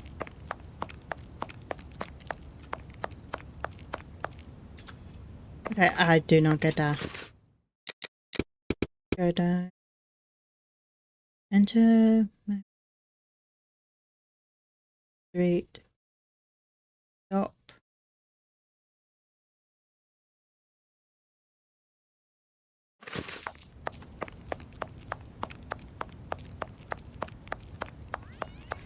No, I can't see him. Enter Mitre Square via Mitre Street, Watson, and stop and try to see me with the lantern. I will be where poor Edow's corpse was.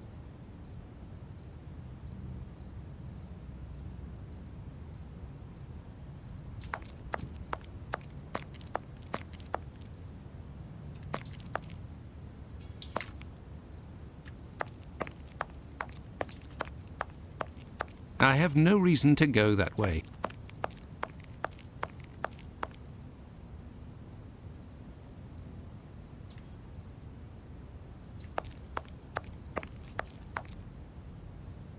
Get it. Oh, cool.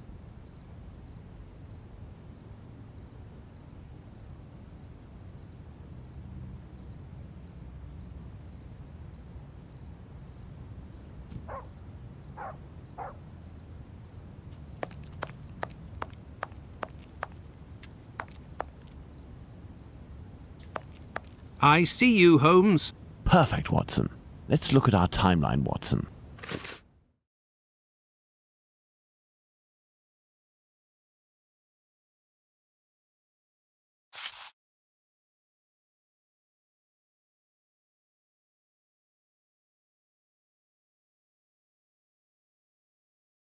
Don't know about that one. But that one. 1:35 a.m. A man and a woman are arguing at the entrance of Church Passage. The man came from Aldgate.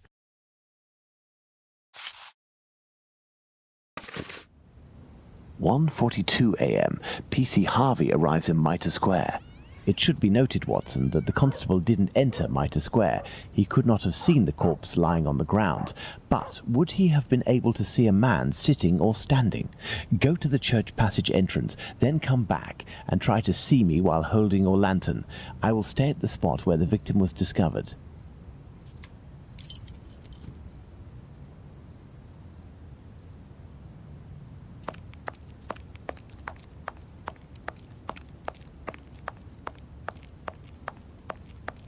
I see you, Holmes. You had to proceed into the square in order to see me, something Harvey didn't do. It is possible that the killer was still there. 1:42 a.m. PC Harvey arrives at Mitre Square, but does not go in. The murderer may well have still been there.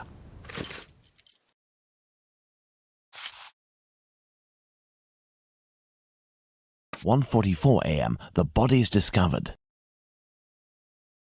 And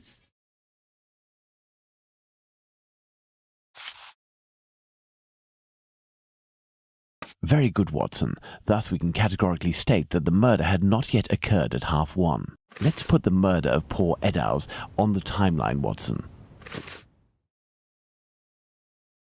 3, 35, 42. 25. 1:35 and 1:42 a.m. The murder would appear to have taken Okay, place comment. between these times, that is to say, within 7 minutes. Agreed, Holmes. But does this really prove that our killer had the time to perpetrate these two murders? Let's look at our timeline, Watson. 20.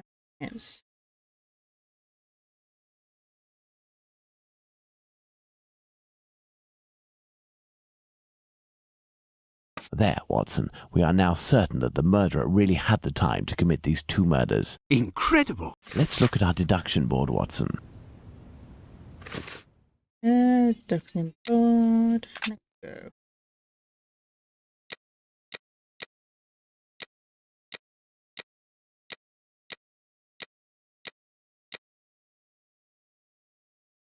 Okay. Leg, wonder why.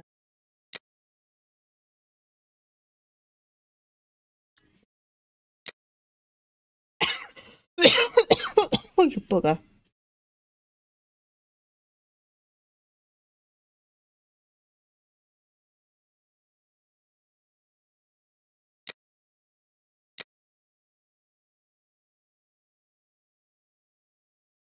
Blow. Flavor.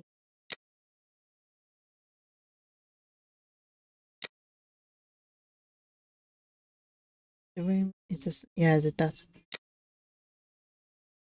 Right-handed. Yes.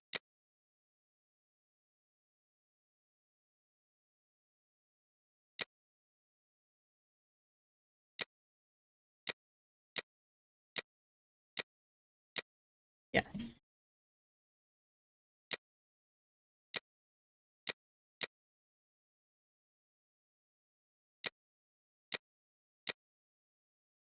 This spot is making me nauseous. Can we not head back, Holmes? We certainly can't, Watson. We have one final point to address. Do you remember the piece of white apron that was missing just now? It was found just a few steps away from here, at the entrance of a building. That's where we must go.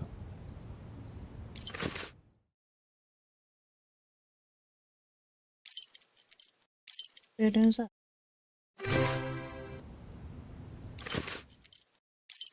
Let's go. Oh. There's the spot, Watson. By night, Goulston Street is deathly silent, which will permit us to carry out a fair few experiments. Let's find the entrance where the piece of the victim's apron and the mysterious chalk message were found.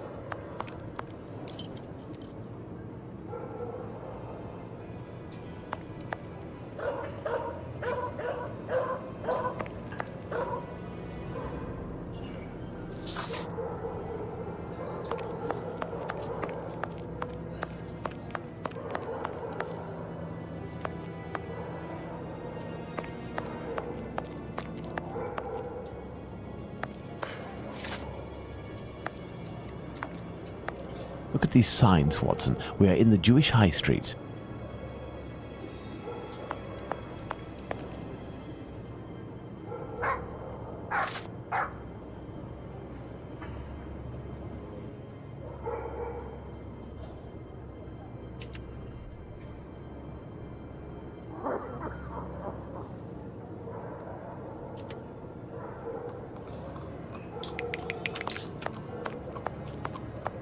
What is this? Look at these signs, Watson. Can I go upstairs? I have no reason to go that way.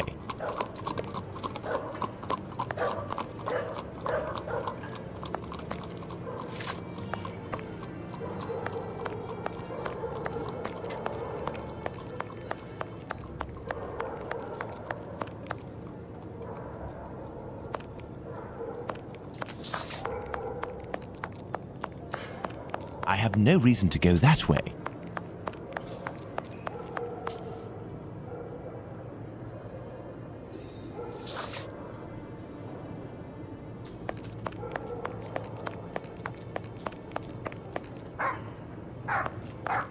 Look at these signs, Watson. We are in... Nothing of interest here.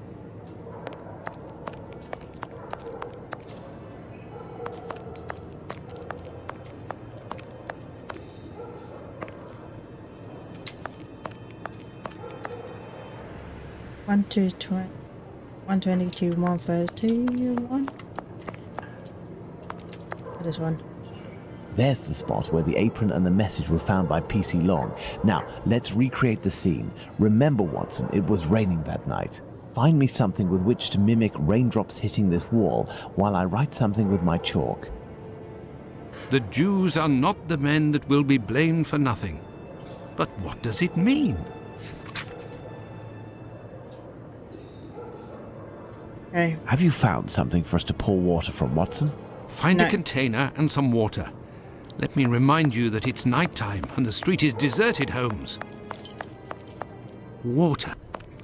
I found water. Just need stopping. We go. Oh.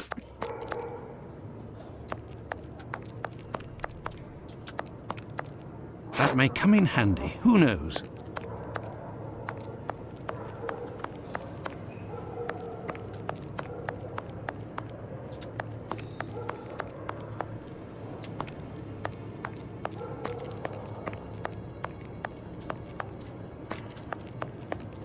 That may come in handy. Who knows?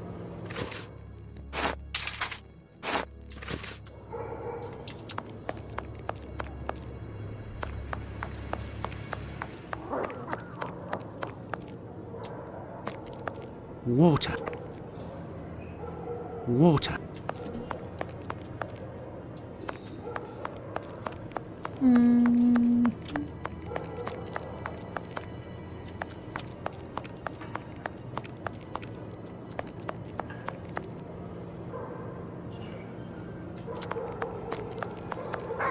A watering can. That's what I need.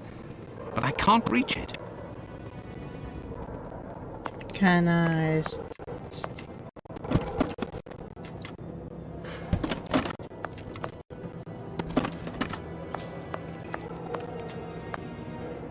A watering can.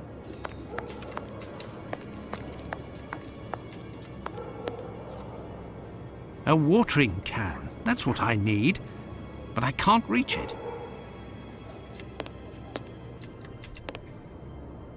A watering can. That's what... A watering can. That's what I...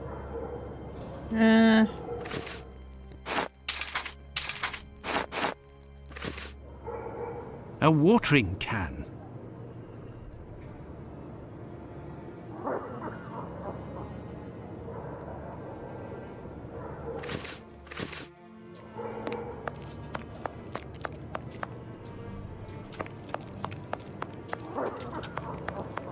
We need something.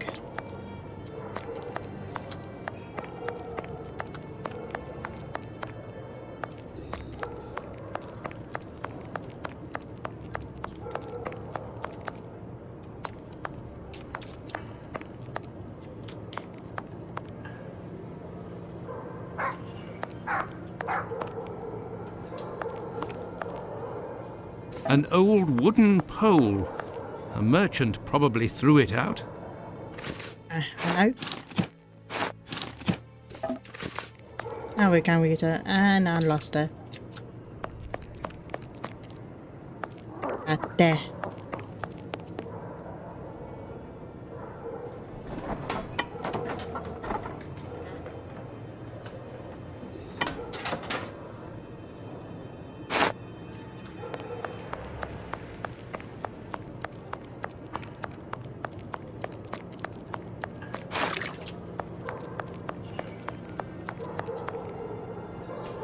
Yes, I have, Holmes.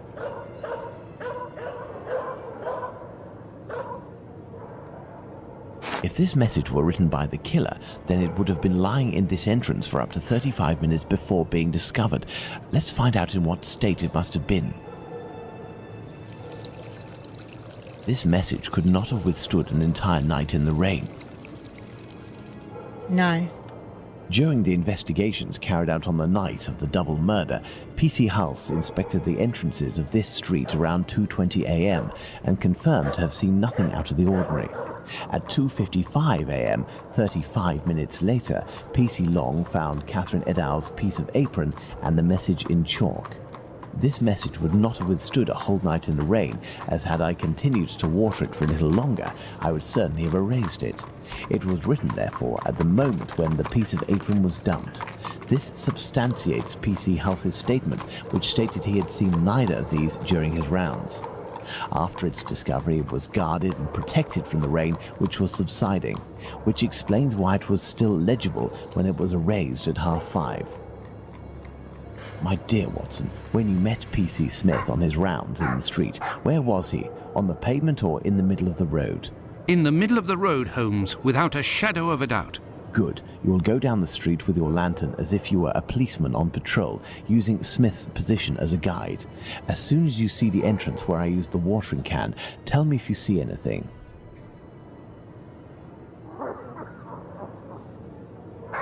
Go.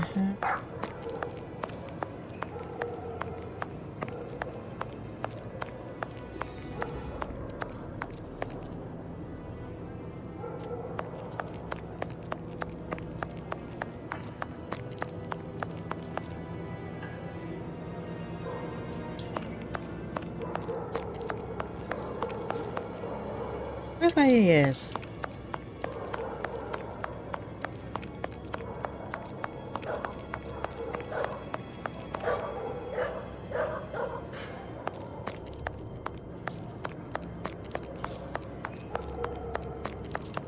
I have no reason to go that way.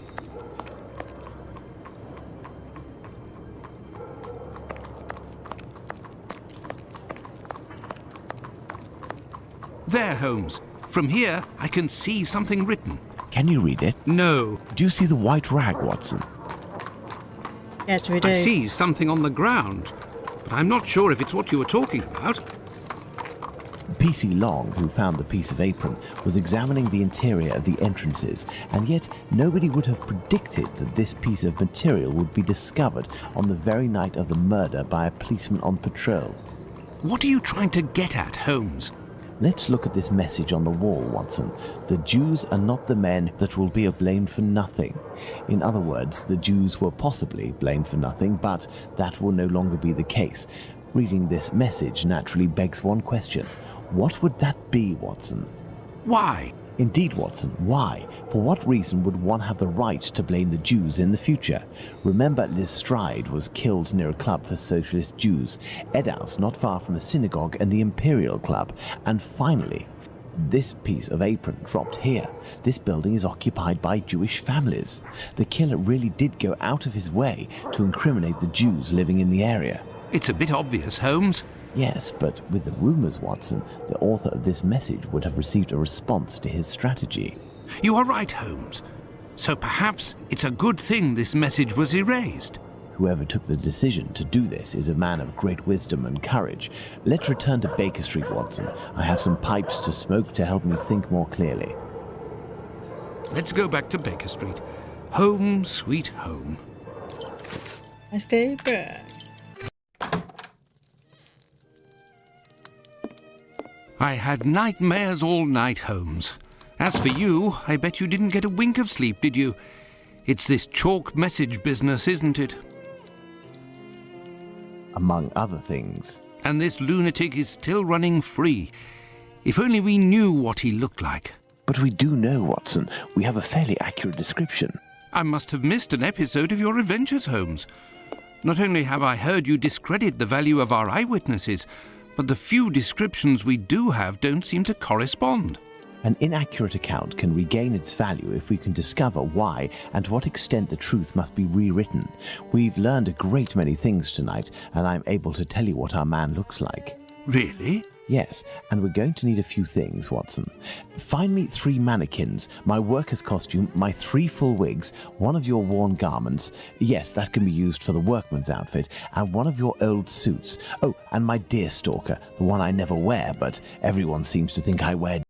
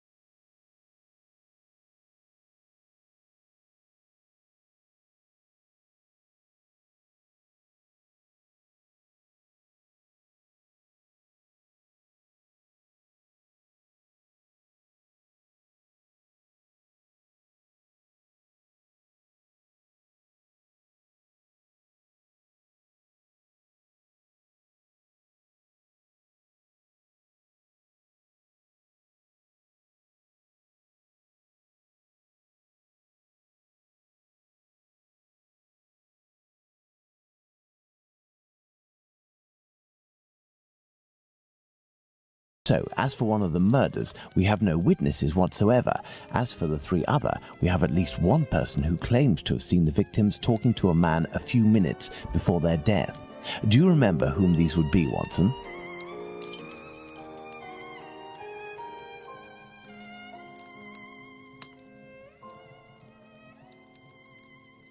Okay.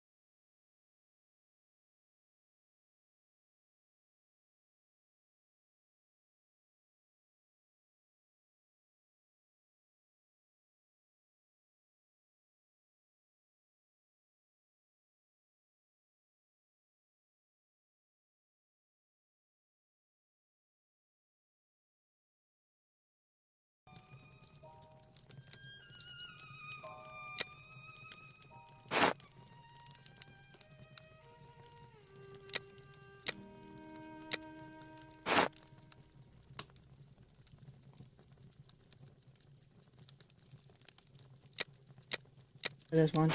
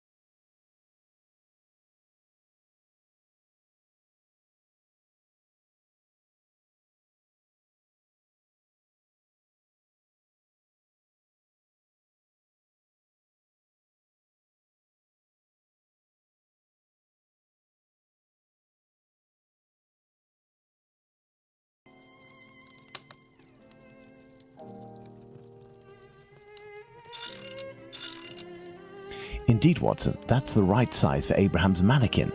The account given by Mr. Solomonovich's friend is incorrect in at least one point. The first Joseph said that the man was at least 5 foot 7 inches tall. The second Joseph said he was 3 inches taller than the victim, whom we know was 5 feet tall, which would suggest a height of 5 foot 3 inches. Don't forget that it was this second Joseph who attracted his friend's attention towards the couple on the other side of the road. We can assume he got a very good look at them.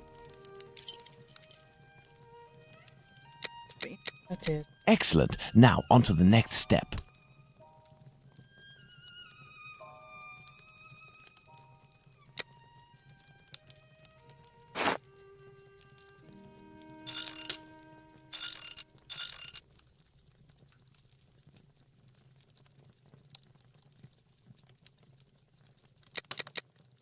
There we are. Magnificent. There.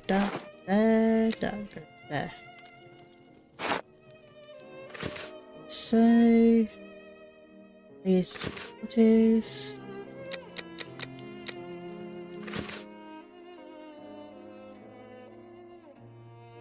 Brown. This. Dark coat. Dark hair. Sus.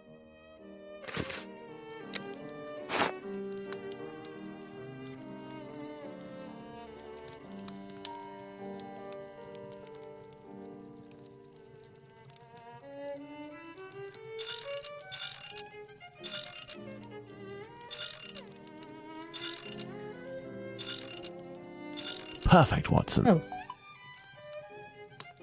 As for young P.C. Smith's account, he must have been mistaken about this person's real height. It is only an inch or two after all, and we can attribute the same height as the other two. What's up? Yeah.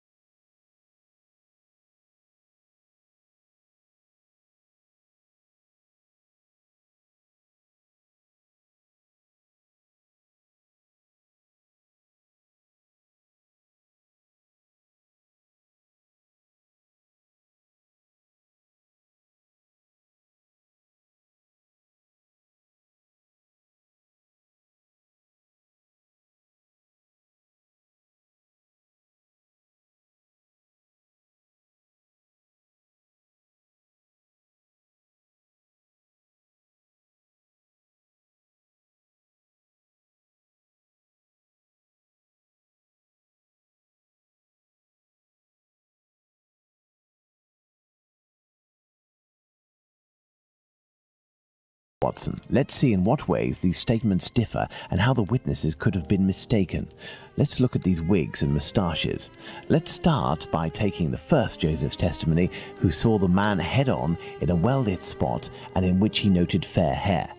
Now, let's consider the same person, but in the lighting and angle of the other two witnesses, in the darkness of night, with poor artificial lighting from above. Put out the light, Watson. Thus, poor lighting and a backlit subject can affect our perception of shades and colours. The wigs from Abraham's mannequin took on the same colour as the other two. The three testimonies, therefore, don't contradict one another, and we can apply the same facial hair to all three mannequins. Turn on the light, Watson.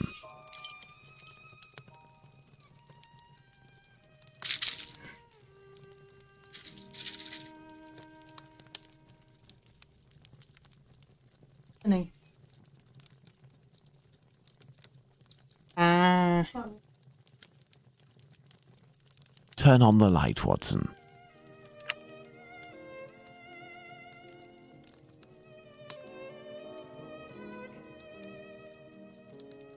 Okay.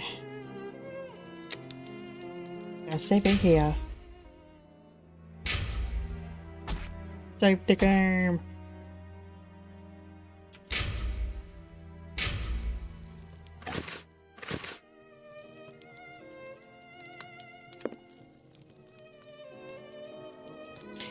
Anyway.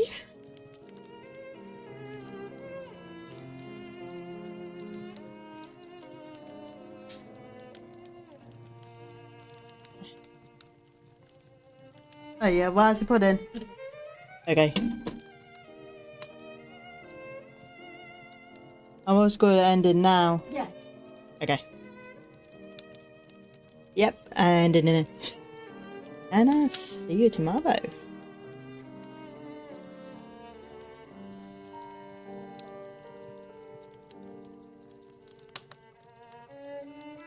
Oh yeah, just some reason the studio key has the validate this is me. Keep coming with that. Right, and see you next time. Bye.